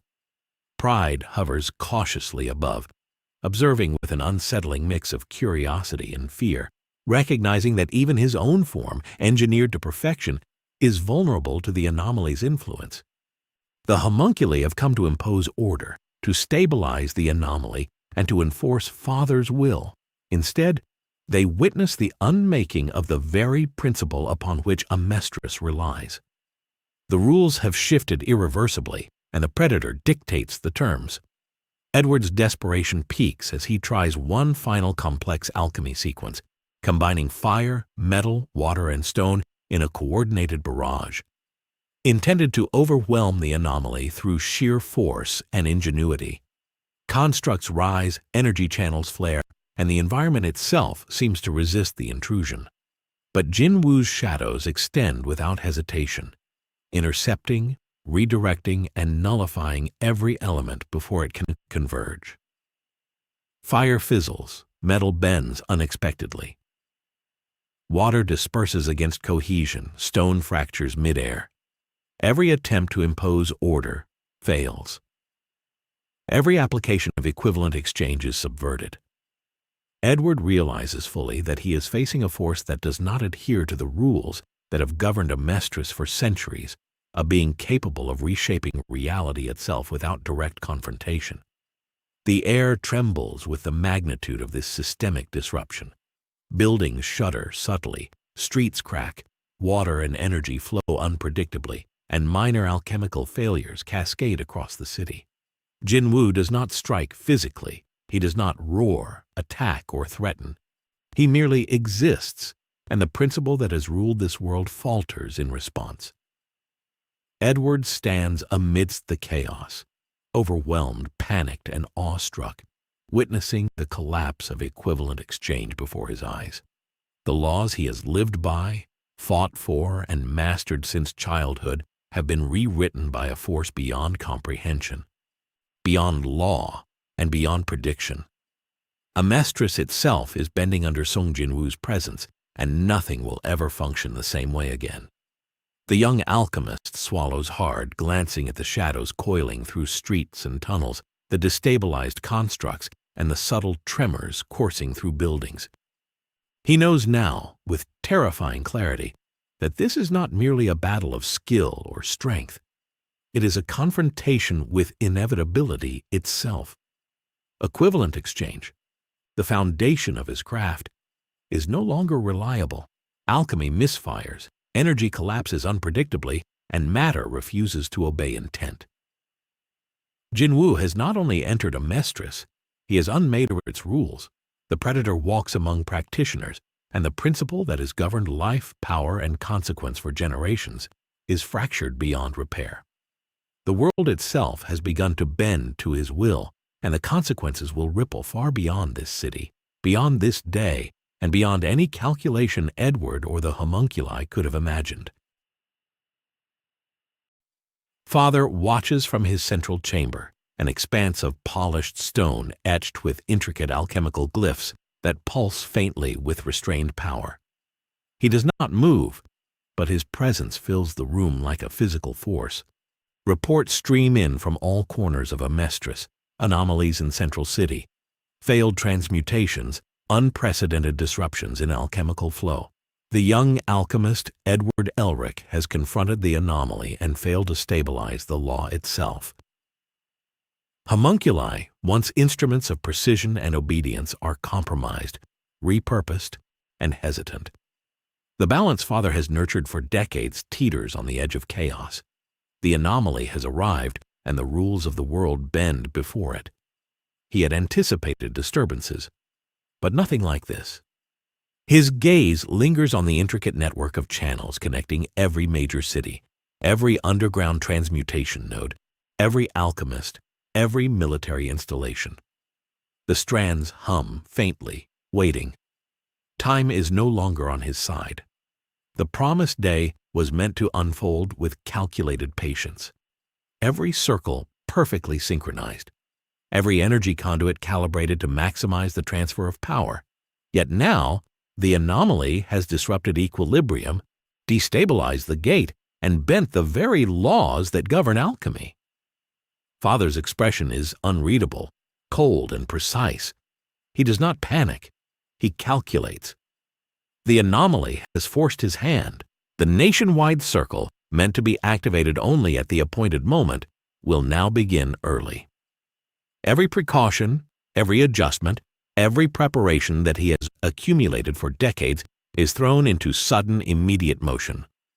The risks are immense. Energy may fluctuate unpredictably, conduits could rupture, alchemical nodes might destabilize, and the homunculi themselves could falter under the strain. But the alternative, allowing the anomaly to consolidate power, is unacceptable. The schedule must accelerate. Messages are dispatched instantly. In every major city, in every military command, in every research facility connected to the nationwide circle, alchemists are ordered to prepare immediately. Circles are drawn, gates recalibrated, and transmutation nodes primed for energy transfer. The network pulses with anticipation and latent power, a delicate lattice poised on the edge of catastrophe or triumph. Father monitors every node, every minor deviation, adjusting minute flows of energy with surgical precision. The anomaly is spreading, reshaping laws, destabilizing structures, yet Father's calculations remain flawless, adaptive, and ruthless. He does not intend to combat the anomaly directly. Instead, he will use the circle itself as a weapon, a controlled catastrophe that could overwhelm even the unpredictable force that has entered Amestris. In Central City, Edward notices subtle changes, alchemical reactions that were already failing now, becoming erratic on a larger scale. Sparks leap unexpectedly, constructs collapse mid-formation, and energy channels flicker with a strange resonance that seems entirely foreign. He feels the pull, the subtle tugging of energy across the city, and immediately realizes that something massive is coming. The nationwide circle is activating. The transmutation network, designed to flow precisely with equivalent exchange, is now forced into early operation, accelerated far beyond its intended schedule. Edward's heart pounds as he calculates the potential energy transfer, the instability, and the risk of catastrophic failure. The anomaly has disrupted the rules, but Father is using those disruptions to his advantage. Above the city, homunculi are mobilized.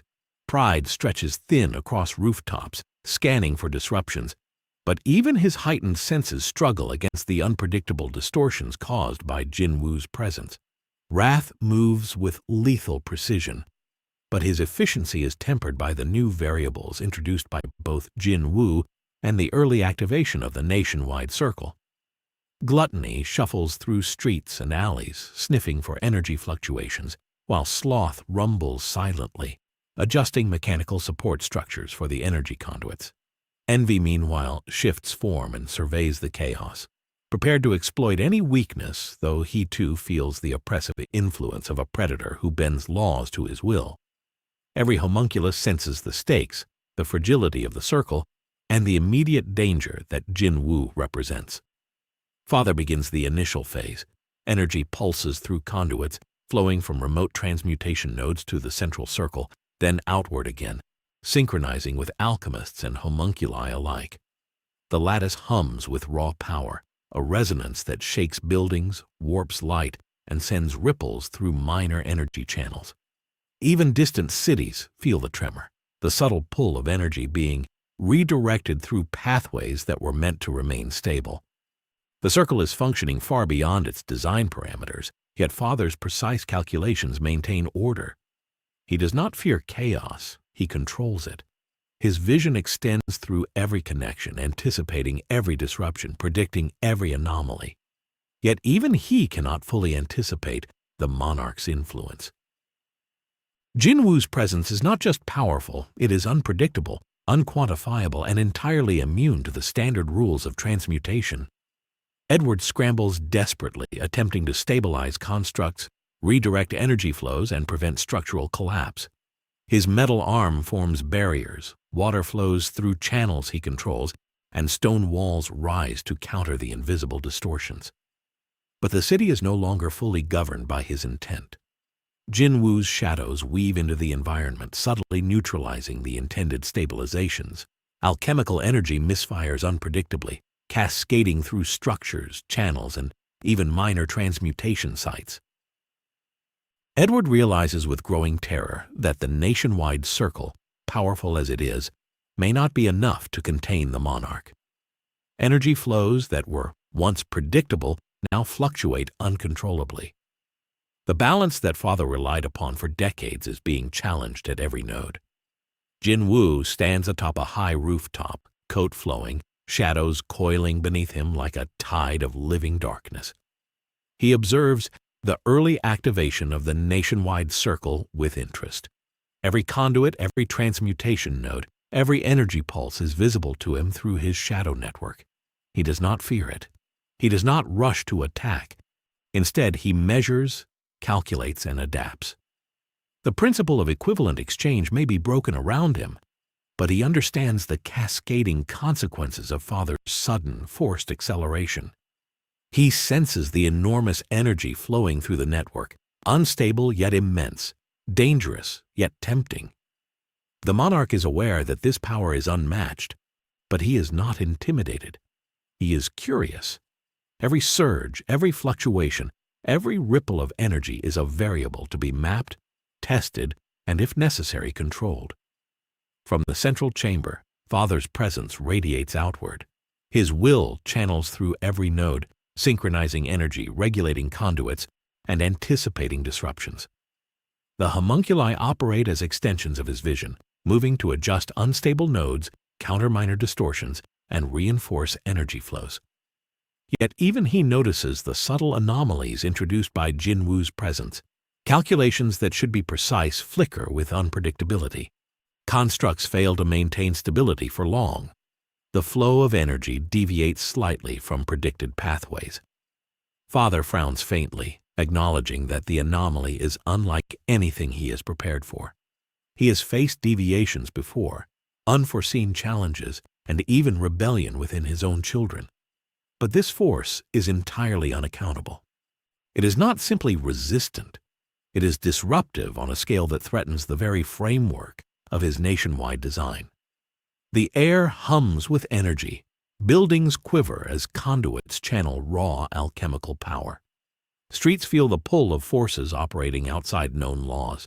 Homunculi struggle to maintain cohesion in their assigned sectors, recalibrating minor conduits, adjusting nodes, and countering disruptions where possible. Edward continues to fight in the epicenter, attempting to redirect flows, stabilize structures, and mitigate cascading failures. But the energy radiating from the nationwide circle is overwhelming. Jin-Woo's presence magnifies the instability, bending the laws that the circle depends on to function. Even the most minor adjustments are nullified by the shadows that flow through streets, under buildings, and into conduits. The principle of equivalent exchange is not just challenged, it is fractured under the weight of these combined forces. Father tightens his control, pushing energy through the circle at unprecedented speed. The lattice of alchemical power pulses violently, shaking the city subtly but unmistakably. The homunculi respond, their movements faster, more precisely, reinforcing weak points, stabilizing failing conduits, and attempting to maintain the network. Yet the anomaly moves freely among them, observing, adapting, and exploiting gaps that would be invisible to any ordinary force. Jin-Woo does not attack directly. He allows the chaos to unfold, measuring every pulse, every flow, and every fluctuation with perfect clarity. The nationwide circle, intended as a tool of domination and precision, now becomes a test of control, power, and adaptability against a predator that refuses to abide by the laws that Father himself enforces. The consequences spread further than any calculation anticipated. Minor energy nodes across the nation pulse unexpectedly. Transmutations misfire in distant cities, and alchemists report unexplained failures in operations they had conducted successfully for decades. The system that Father designed to culminate in the promised day is active far earlier than planned, unstable, and interacting with a force that disregards all rules.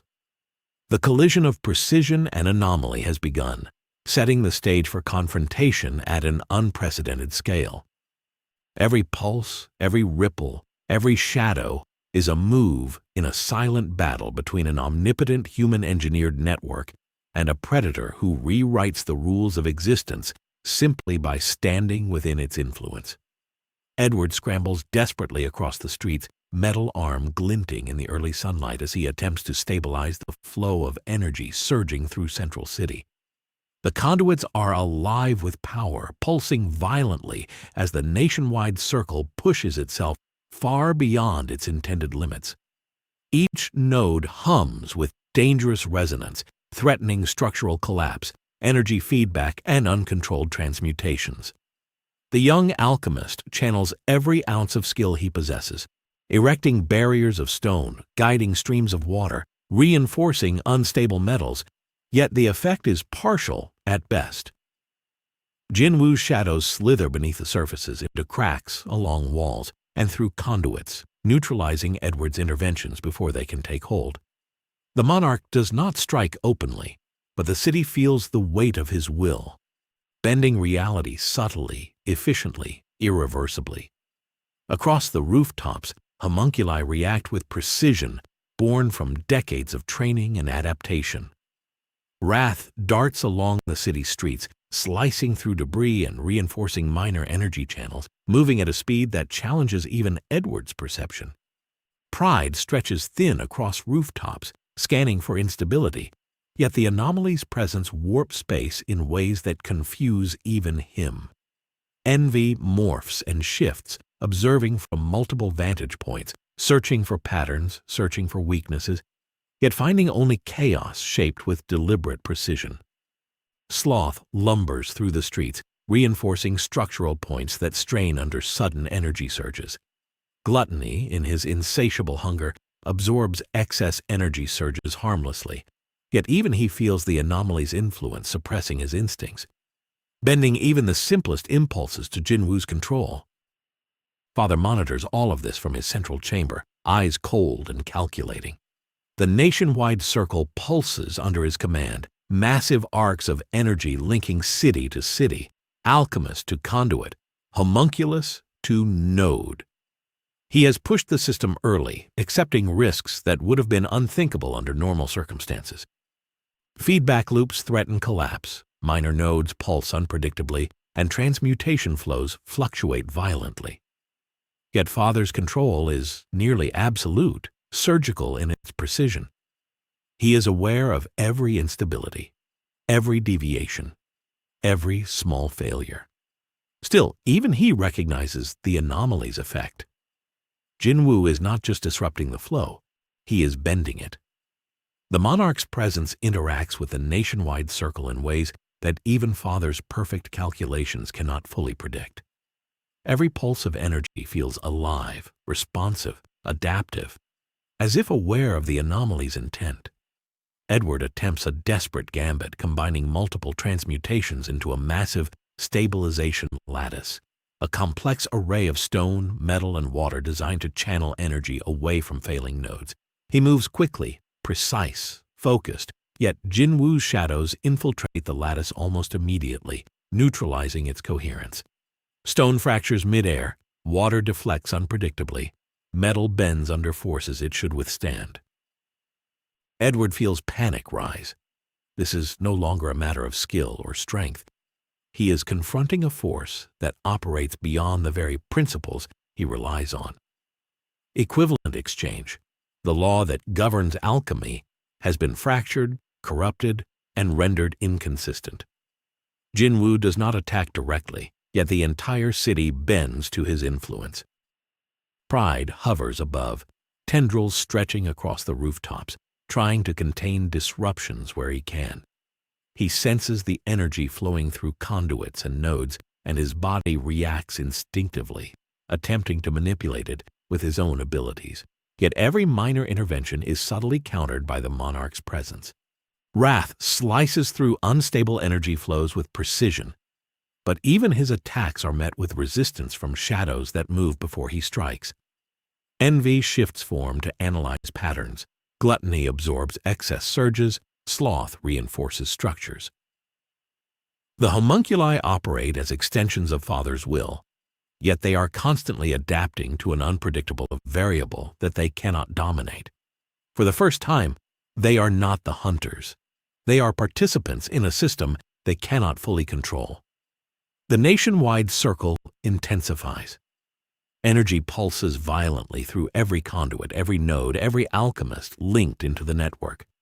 Light arcs unnaturally, shadows stretch in impossible directions, and the very ground hums with latent power. Even buildings designed to withstand such forces tremble subtly. Father adjusts flows, reroutes channels, and reinforces conduits with cold precision, yet every adjustment encounters resistance from the anomaly. Jin-Woo's shadows probe, redirect, and absorb, bending the intended effects without an effort. Edward realizes that the early activation, though massive in scale, is being subtly manipulated by an entity far beyond his comprehension.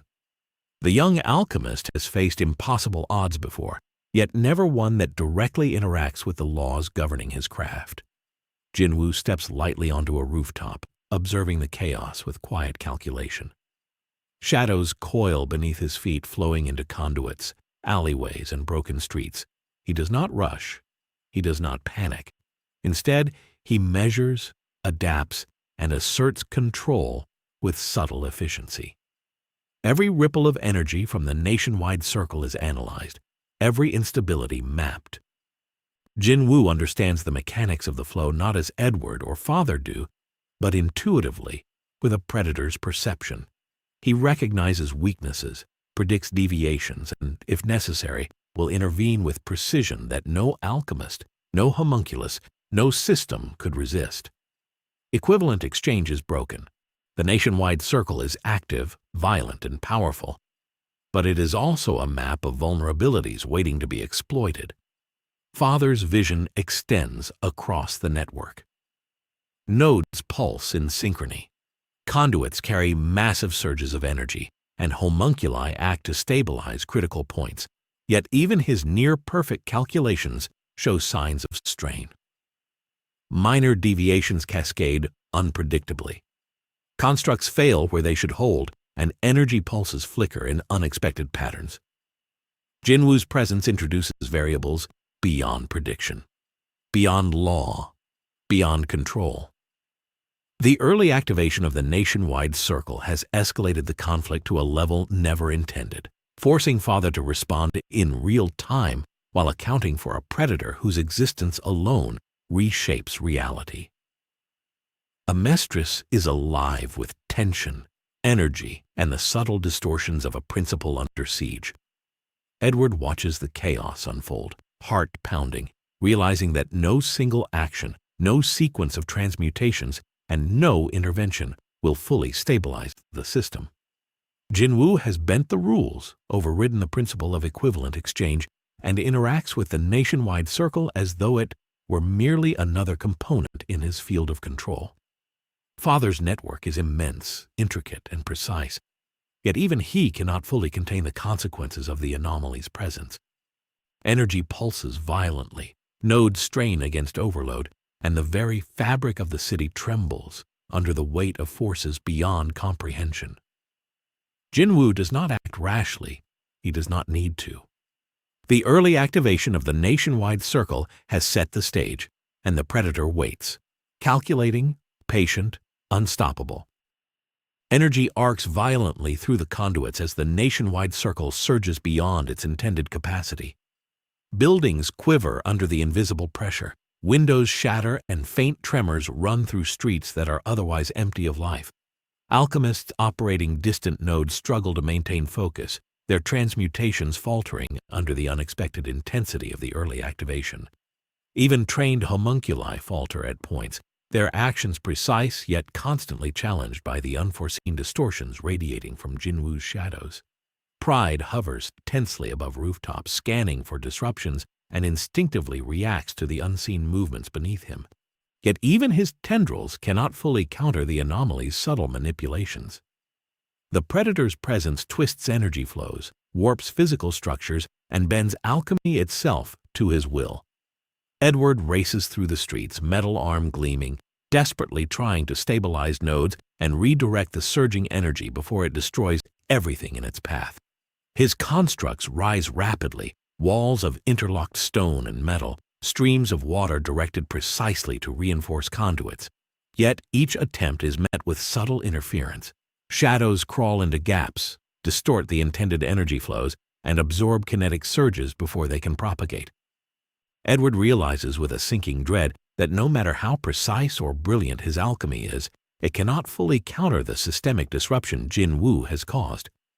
The young alchemist is witnessing the impossible. Energy designed to obey the principle of equivalent exchange now bends unpredictably, responding to a force outside the rules of Amestris. Above the chaos, Jin-Woo stands calmly atop a high rooftop, shadows coiling beneath him like living extensions of thought. He surveys the unfolding conflict with quiet calculation, observing every energy pulse, every failing node, every reactive move by Edward and the homunculi. His presence is not violent, yet it dominates the battlefield completely. Where his shadows extend, structures and transmutations falter, minor nodes fail, and even the most precise alchemical interventions become unreliable. Jin-Woo does not strike directly, but the systemic disruption he causes is enough to neutralize conventional strategies. Every conduit, every channel, every pulse of energy bends subtly, irrevocably to his will. The predator has become the hidden architect of chaos, orchestrating disruption with surgical precision. Father's influence remains immense, yet even his central calculations encounter irregularities. Minor deviations ripple unpredictably across the nationwide circle. Energy intended to converge in perfect synchronization flickers and wavers, conduits strain under inconsistent flow, and secondary nodes pulse out of alignment.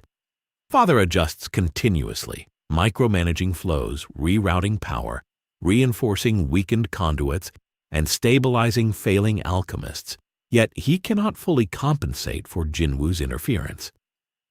The anomaly is not just a threat, it is a force that undermines the foundation of his meticulously constructed system. Even his most advanced calculations fail to account for the unpredictable interactions between his circle and the monarch's presence. Edward continues to push himself, racing between nodes and alleyways, attempting to recalibrate failing conduits and erect last-minute stabilizations. His movements are precise, calculated, brilliant, yet the effort feels Sisyphean. Each intervention is partially negated by shadows infiltrating his constructs, subtly twisting and redirecting energy flows, preventing full stabilization. The young alchemist experiences an unfamiliar helplessness. He has fought countless foes, confronted Father, and faced impossible odds, yet nothing in his experience has prepared him for the sheer scale of a force capable of bending alchemical law itself. The principle of equivalent exchange is no longer a foundation.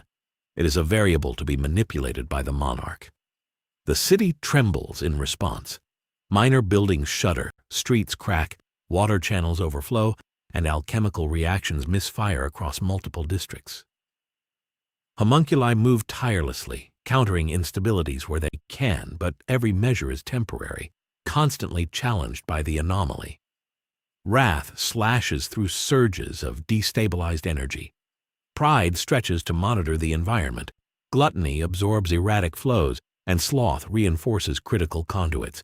Even envy, ever opportunistic, notes the futility of precise intervention in the presence of a force that disregards conventional rules. Every attempt to impose order is subverted with quiet efficiency, leaving Father's nationwide circle simultaneously operational and vulnerable. Jin-Woo steps forward, shadow tendrils weaving into failing conduits, slipping under streets and wrapping around unstable energy flows. He does not need to act aggressively. The simple adjustment of his presence is enough to influence every element of the circle. Edward notices subtle fluctuations, nodes flickering in ways that cannot be explained, constructs faltering mid-formation, and energy pulses diverging unexpectedly. Panic rises again in his chest. Jin-Woo's power is not just destructive, it is surgical, adaptive, and complete. The young alchemist realizes the frightening truth. The predator does not simply challenge alchemical law. He overrides it, bending the principle of equivalent exchange itself to his advantage.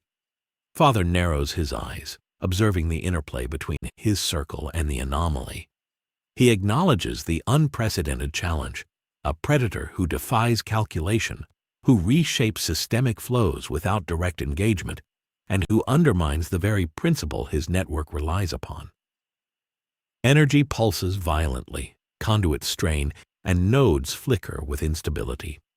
The nationwide circle is operating at maximum output, yet the anomaly has introduced variables beyond prediction, forcing every intervention into reactive mode. The collision of controlled alchemical precision and unquantifiable disruption has escalated to a scale never intended. Edward glances at Jin-Woo, noting the calm, composed predator towering above the chaos, shadows rippling like sentient extensions of will. The young alchemist feels a creeping realization. No construct, no transmutation, no skill can fully counter this force. The early activation of the nationwide circle has only revealed the true magnitude of the threat. Jin-Woo is not merely resisting, he is controlling, adapting, and bending the environment, the alchemical network, and the laws of equivalent exchange itself to his will. Amestris quivers under his influence, and the battle is no longer between alchemists and homunculi. It is between a world defined by rules and a predator who exists beyond them. The air hums with power, buildings quiver subtly, and streets ripple under invisible tension. Nodes pulse erratically, energy arcs in unpredictable patterns, and minor alchemists across the city experience unexplainable failures. Father pushes the circle further, increasing flow rates, reinforcing critical conduits, and adjusting nodes to compensate. Yet every enhancement is countered subtly by Jin-Woo's presence. The predator's shadows infiltrate, redirect, and absorb, rendering even Father's near-perfect control partially ineffective. The early activation of the nationwide circle has escalated the conflict, forcing all parties to confront the unprecedented magnitude of the monarch's power. Amestris itself has become a battlefield not just of combat, but of principles, rules, and the very laws that govern existence. The homunculi continue their efforts tirelessly, yet even they must acknowledge the anomaly's efficiency. Wrath cuts through destabilized energy. Pride monitors from above. Gluttony absorbs erratic surges, sloth reinforces weakened conduits, and envy exploits minimal opportunities. Still, none can fully counter the monarch's influence. Jin-Woo's presence dominates, his shadows extending into every corner of the city, subtly manipulating the flow of energy, bending constructs, and reshaping the rules themselves. Equivalent exchange, the law that defines alchemy, is fractured. The early activation of the nationwide circle has demonstrated not just the strength of Father's network, but also the overwhelming inevitability of the predator who bends it without even lifting a hand.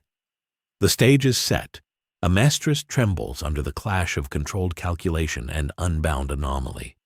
Every pulse of energy, every unstable node, every shadow, and every struggling alchemist contributes to a system stretched to the limits.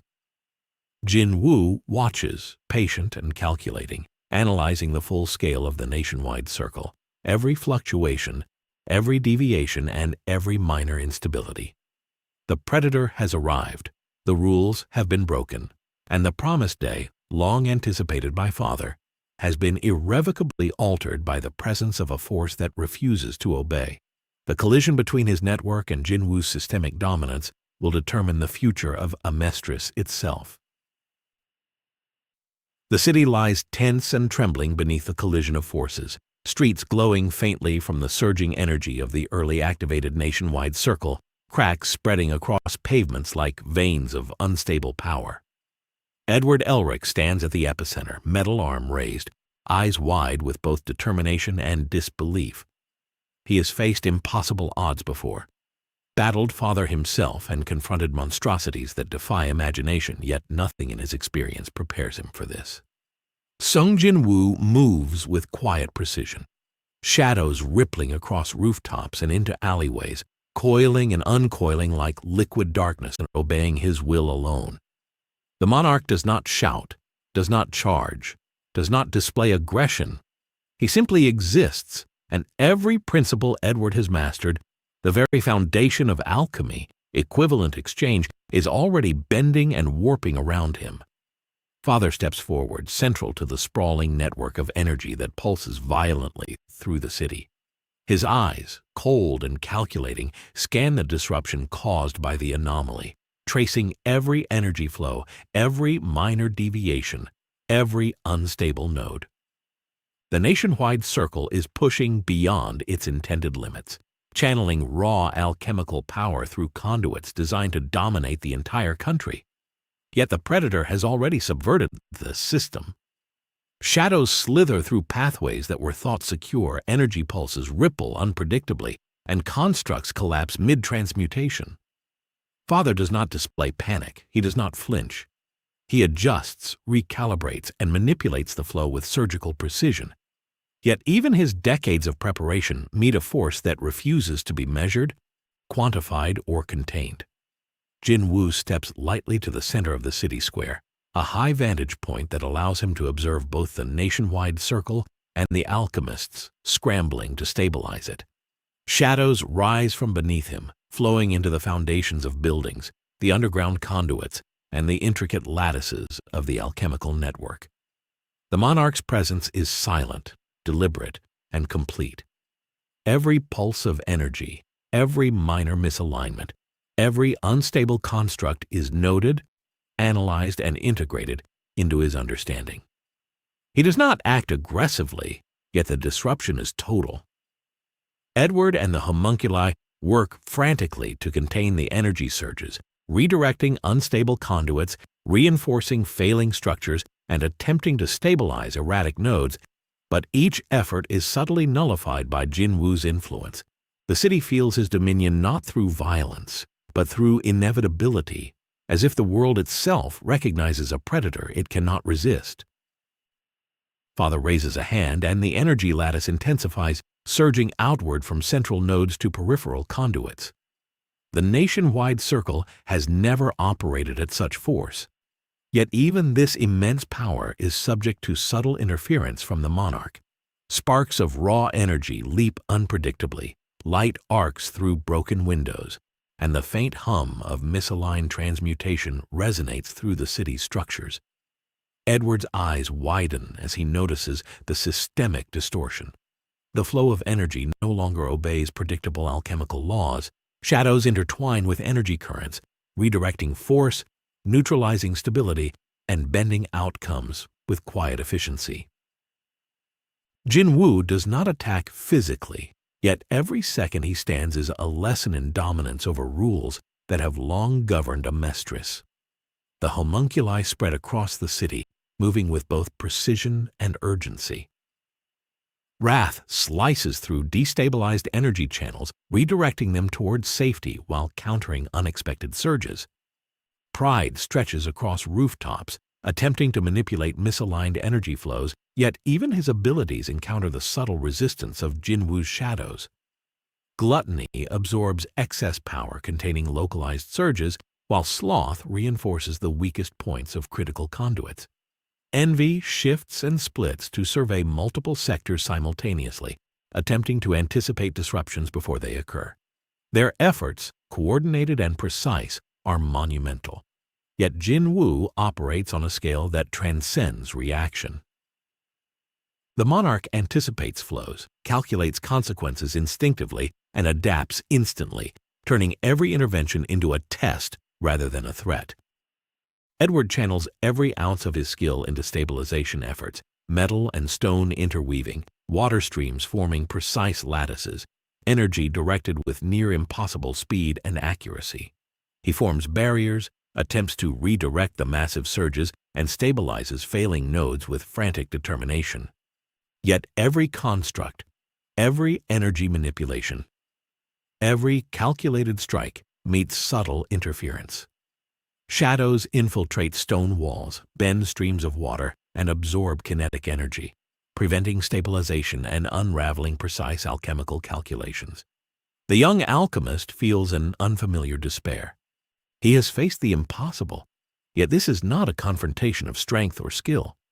It is a confrontation with inevitability, with a predator who bends the very laws of existence to his will. Father's attention narrows, observing the systemic consequences of the anomaly's presence.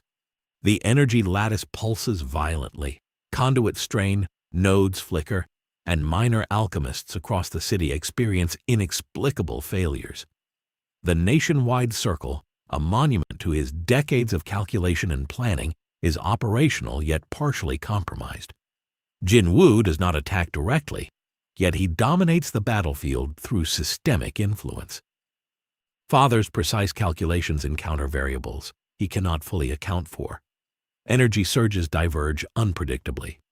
Minor nodes pulse out of sync, and constructs collapse mid-transmutation.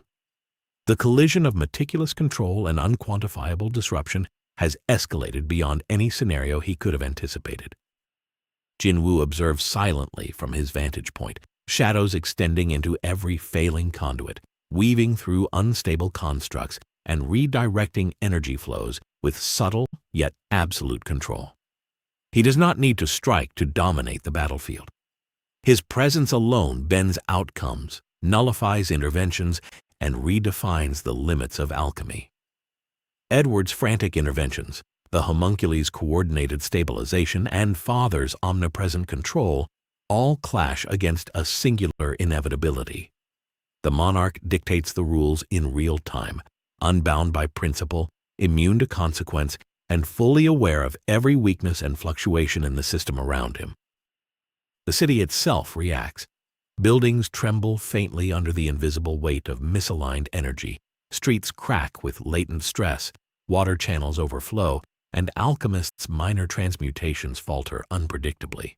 Even the most mundane constructs destabilize in subtle yet alarming ways, a testament to the monarch's systemic influence. Edward moves desperately, rushing to reinforce failing nodes, guide energy flows, and stabilize structures, yet each success is fleeting.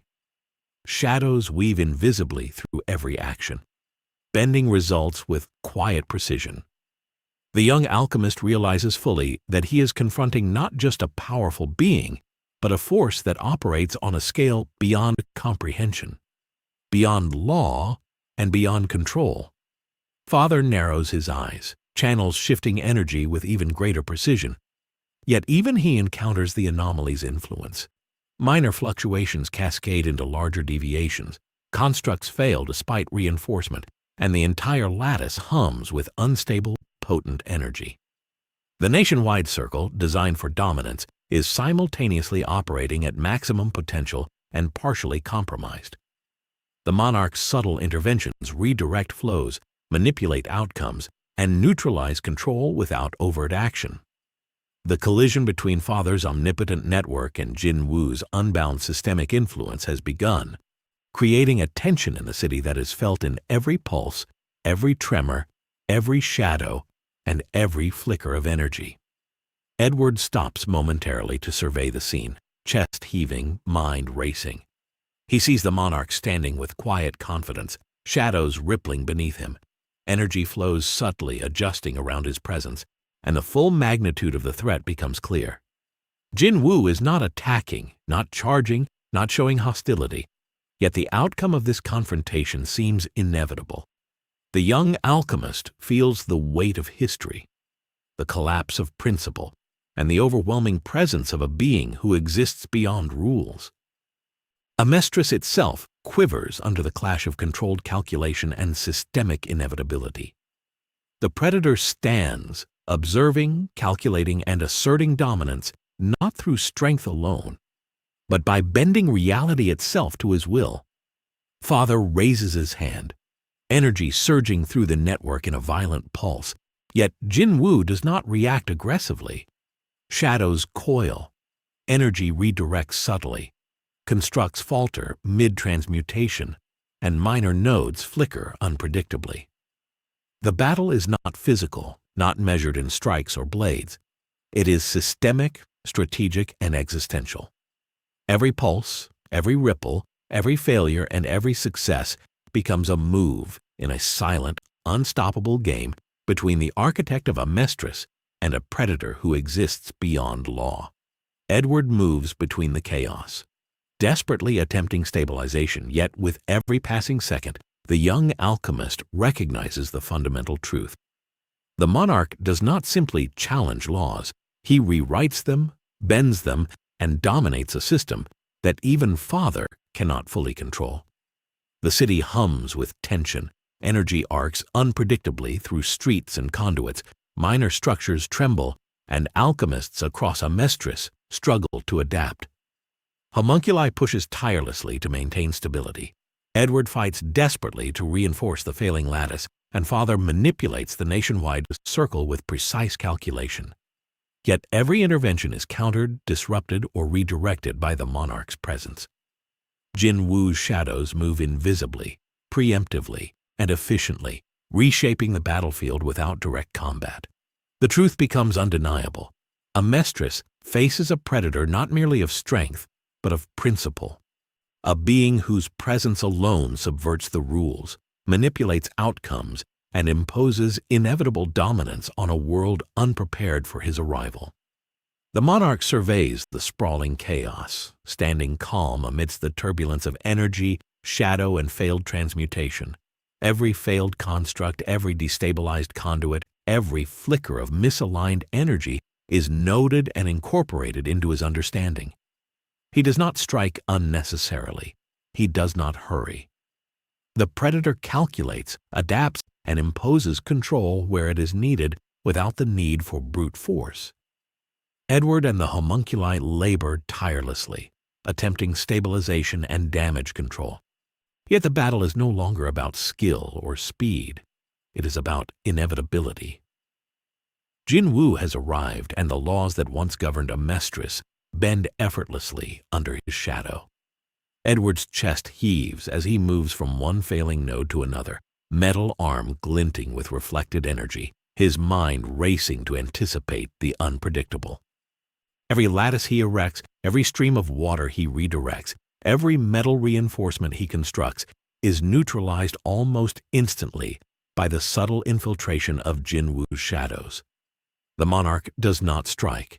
He simply observes, adapts, and redirects outcomes with flawless efficiency. Energy flows where Edward intends it to, then bends unexpectedly, pulsing through alternative conduits, surging where no flow should exist, dissipating into the environment harmlessly before Edward can capitalize on it. It is an entirely new level of combat, an invisible chess game played at the scale of a city and the laws that govern it. Father's hands rise as he channels an immense surge of alchemical energy into the city's central conduit. The nationwide circle pulses with nearly unbearable power, energy flowing faster, stronger, and more chaotically than ever before. The lattice of power, designed to dominate every major node in Amestris, hums with dangerous intensity. Sparks leap into the air, small tremors run through streets, and minor structures groan under the invisible strain. Even as Father pushes the system to its extreme, Jin-Woo's presence introduces variables beyond calculation. Shadows slip into conduits, energy flows divert unpredictably, and minor nodes fail where stability should have been guaranteed. The collision of meticulous calculation and systemic disruption is both elegant and terrifying. Jin-Woo's shadows extend further, weaving under buildings, into underground conduits, across rooftops, and along bridges. Each tendril anticipates flows of energy and matter, redirecting them in microseconds before any corrective measure can be implemented. Edward watches helplessly as the constructs he relies upon collapse mid-transmutation. Water channels bend, and metal lattices warp against his intent. The young alchemist realizes with mounting horror that this is not a traditional confrontation. This is a test of adaptability, observation, and patience, and he is already several moves behind. The monarch's control is quiet, subtle, but absolute, and every moment spent reacting rather than anticipating brings him closer to being entirely outmaneuvered. The homunculi work tirelessly, yet even their combined efforts cannot fully stabilize the network.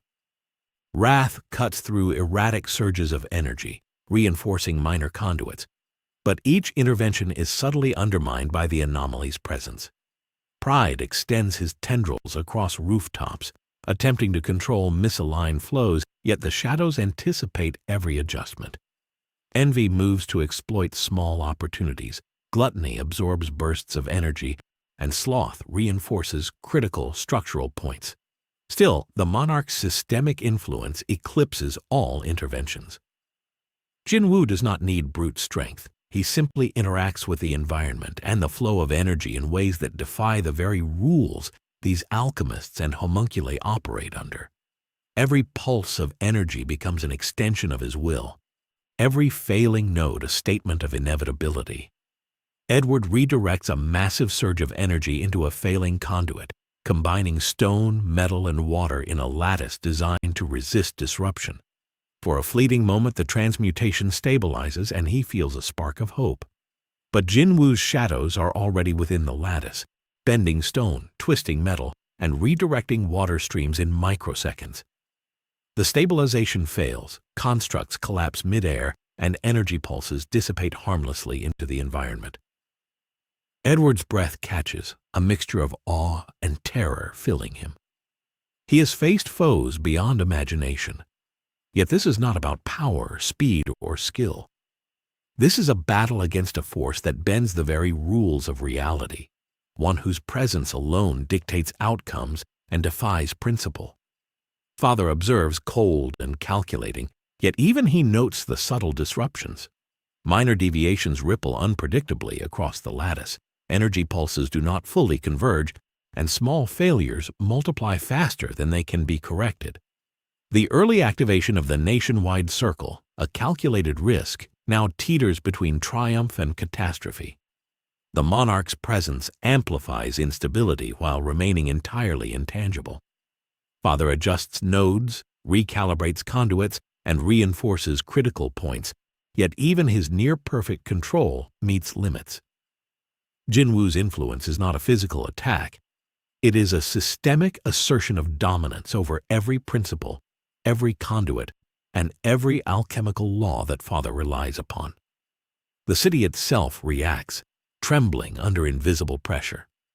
Buildings quiver subtly, streets crack, water channels overflow, and minor energy nodes pulse unpredictably. Alchemists across Amestris struggle to maintain focus, their constructs failing mid-transmutation, energy flows diverging from expectation. Every action they take is subtly countered by the monarch's presence. Jin-Woo does not need to strike. His shadows manipulate outcomes, redirect energy, and neutralize intervention almost effortlessly. The laws of equivalent exchange bend around him, and the nationwide circle, though immense and potent, struggles to assert full control.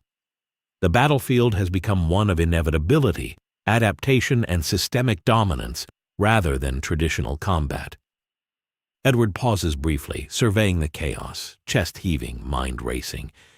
He sees Jin-Woo standing amidst the turbulence of energy and shadows, calm, composed, and supremely aware of every failure, every deviation, every pulse of the nationwide circle. The young alchemist feels the crushing weight of reality. This is not a battle to be won by skill or force. It is a confrontation with inevitability itself, with a being whose presence alone dictates outcomes, manipulates laws, and bends the rules of Amestris to his will. Jin-Woo is patient, calculating, and unstoppable. The truth becomes undeniable. The monarch does not simply face challenges, he rewrites them, controls them, and dominates them with an efficiency that no alchemist, no homunculus, and no human network can counter. Father raises his hand again, energy surging through the lattice in a violent pulse. Yet Jin-Woo does not flinch, does not respond overtly, and does not even raise a shadow to attack. Instead, every failing conduit, every misaligned energy flow, every collapsing construct is absorbed into the monarch's systemic awareness. He adapts instantly, responding to deviations before they become problems, redirecting energy subtly, and neutralizing consequences with calm efficiency. Edward, the homunculi, and Father all witness the terrifying reality. This confrontation is not a battle of strength, skill, or even planning. It is a confrontation of principle against inevitability, law against systemic dominance, and Amestris itself is bending beneath the will of a predator who exists beyond rules. The air hums with power, energy pulses arc unpredictably, and the streets tremble under the invisible weight of the nationwide circle and the monarch's influence. Edward rushes to reinforce failing nodes, erect barriers, and redirect energy.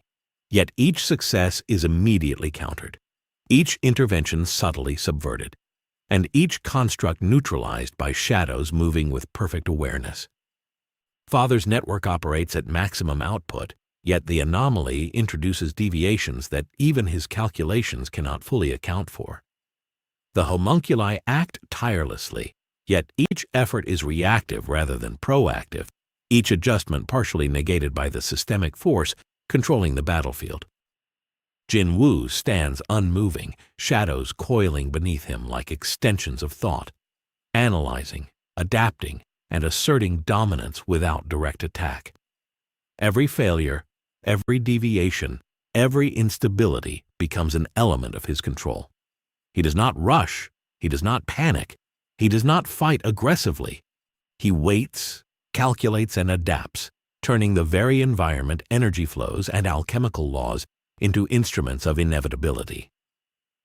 Amestris quivers under the clash of the nationwide circle's controlled power and the monarch's unbound influence, a tension that is felt in every pulse of energy, every tremor of the streets, and every flicker of unstable transmutation. The stage is set for the final confrontation, a collision of principle and inevitability, law and dominance, calculation and instinct. Edward realizes fully that no sequence of alchemy, no coordinated effort of the homunculi, and no meticulous calculation by Father can fully counter the systemic supremacy of the monarch. Jin-Woo does not need to act aggressively. His presence alone dictates the battlefield, bends reality, and undermines every assumption about power, law, and consequence. The predator has arrived, and the truth of his dominion becomes undeniable. Amestris is no longer a world governed solely by principle. It is a battlefield under the shadow of inevitability. The city trembles under the weight of forces operating beyond comprehension. Every pulse of energy from the early activated nationwide circle clashes against the silent, all-encompassing influence of Jin-Woo. Shadows ripple beneath streets, coil around buildings, and seep into every conduit, subtly redirecting surges, absorbing instability, and bending the very laws of alchemy without overt aggression. Edward races from node to node, metal arm raised, constructs in streams of water forming complex lattices, Yet each attempt to stabilize the chaos is undermined before it can take hold. The young alchemist realizes with dawning horror that this is not a battle measured in speed, skill, or strength. It is a confrontation with inevitability incarnate. The monarch does not fight conventionally. He simply exists, and the world reacts to him. Father's eyes are narrow, calculating, and cold, yet even his centuries of preparation are tested beyond their limits. The early activation of the nationwide circle, meant to assert complete control over the flow of energy in Amestris, now teeters on the edge of total disruption. Minor nodes fail unpredictably, energy surges divert into impossible pathways, and the lattice pulses with a resonance that even he cannot fully control. He adjusts, compensates, and manipulates with surgical precision. Yet Jin-Woo's influence threads through every layer of the network, neutralizing adjustments with silent, unassailable efficiency. The collision of order and anomaly is total. Amestris itself quivers under the pressure of forces operating beyond the limits of principle, law, and calculation. Edward steps back, taking in the sheer scale of disruption. The streets quake, energy arcs unpredictably, and buildings pulse with instability. Shadows snake through alleyways, around corners, and into failing conduits. The young alchemist can do nothing but react, his frantic intervention serving as a reminder that no amount of skill or speed can override a force that bends existence to its will. Jin-Woo's presence dominates not through aggression, but through inevitability. Every misalignment, every destabilization, every collapsed construct is anticipated, observed, and silently absorbed into the monarch's systemic awareness. The predator has transformed the battlefield into a network entirely under his influence, leaving alchemists and homunculi alike scrambling to maintain fragments of control that no longer matter.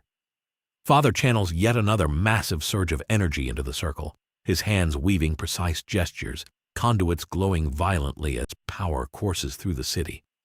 Even as the lattice reaches levels of output intended only for the promised day, Jin-Woo's shadows flow through nodes, redirecting energy, neutralizing surges, and bending outcomes to a reality he alone dictates.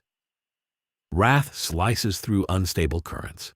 Pride monitors from above. Gluttony absorbs excess energy.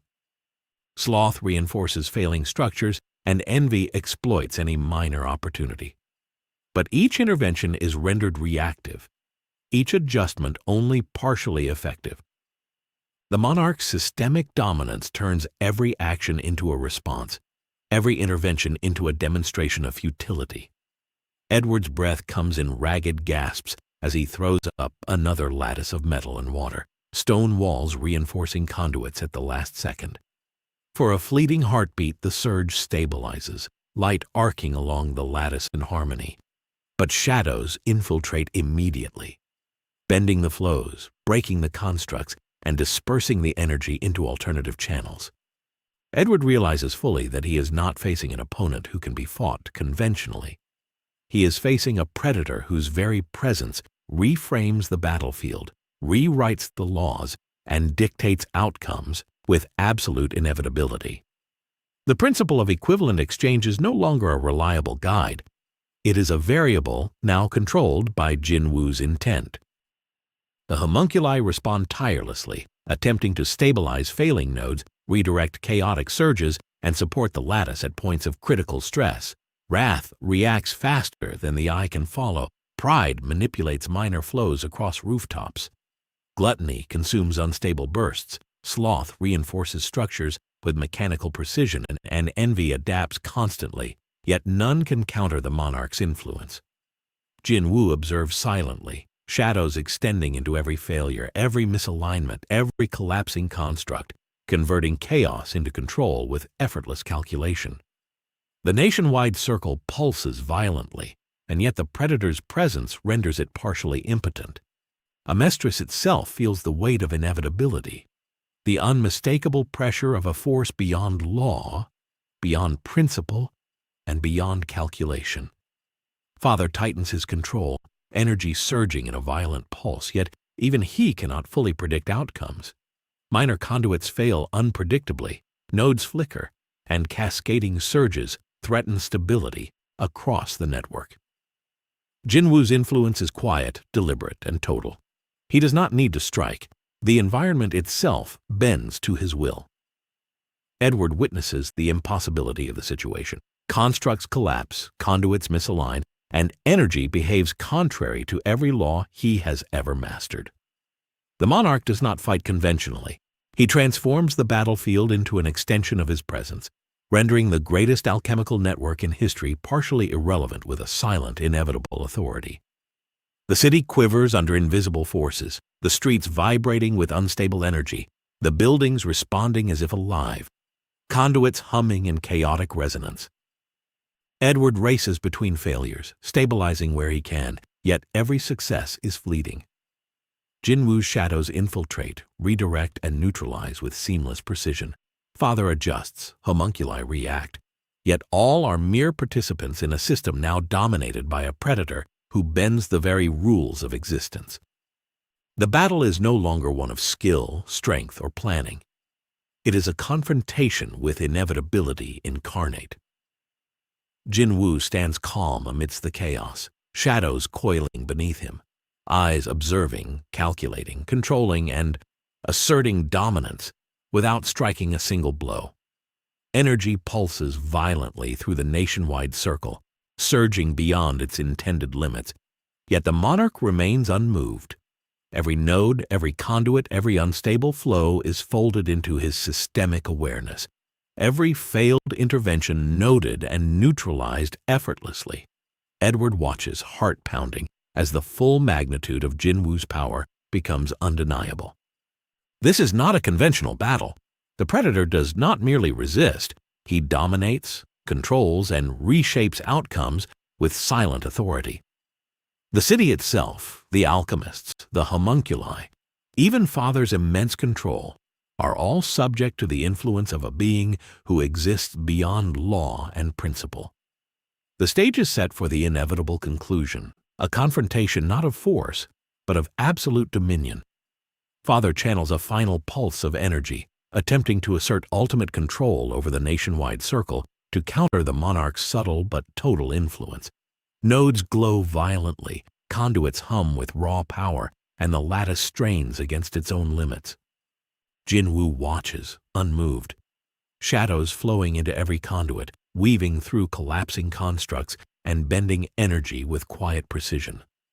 Edward's interventions are heroic, desperate, but ultimately insufficient. The predator dictates the battlefield with subtle, unassailable authority. The city quivers, energy arcs unpredictably, and the truth becomes undeniable. The monarch does not simply face forces, he overrules them, he dominates them, and he bends law itself with perfect control. Amestris is at his mercy, yet he does not act rashly. He waits, calculates, and observes, and in that quiet patience lies absolute inevitability. Edward looks toward Jin-Woo, realization dawning fully. No technique, no strategy, no combination of alchemy or homunculi coordination can overcome a force that rewrites the rules. The city hums with tension, energy pulses arc unpredictably, and the collision of calculation and inevitability reaches its peak. Every failed construct, every misaligned conduit, every unstable surge reinforces a single truth. Amestris faces a predator who exists beyond law, beyond principle, and beyond consequence. Jin-Woo does not need to fight. His presence alone ensures dominance. Every intervention by Edward, the homunculi, and even Father is met with silent inevitability. The monarch is absolute. The air settles slightly as shadows coil and retract. Jin-Woo standing tall, calm, and calculated. The nationwide circle pulses violently but stabilizes partially under his subtle control, energy bending around him, responding to his presence. Edward, panting and exhausted, realizes the full magnitude of the challenge. Father, eyes narrowed and hands poised, recognizes that the promised day has been irrevocably altered by a force he cannot dominate. Amestris itself has been rewritten in subtle ways by the monarch's arrival. The city trembles faintly, not from destruction, but from the quiet, undeniable dominion of a predator who bends laws to his will. And with that, the world seems to pause for a heartbeat, acknowledging a new reality. Jin-Woo stands amidst shadows and surging energy, a silent sentinel of inevitability, observing, calculating, and asserting authority without a single strike. Edward and Father alike understand the magnitude of what has occurred. The predator has arrived, the rules have been broken, and the balance of Amestris has been forever altered. Every principle, every calculation, every law is now subject to the presence of a being who exists beyond them. The monarch does not conquer through violence. He conquers simply by being. The stage is set for what comes next, and the truth is clear. Amestris will never be the same again. Thank you for watching this episode of Lore City. If you enjoyed seeing Sung Jin-Woo face off against the laws of Amestris, make sure to like, subscribe, and hit the notification bell so you don't miss our next multiverse showdown. Drop a comment below telling us which universe you want to see him enter next. And as always, stay tuned, because the multiverse waits for no one.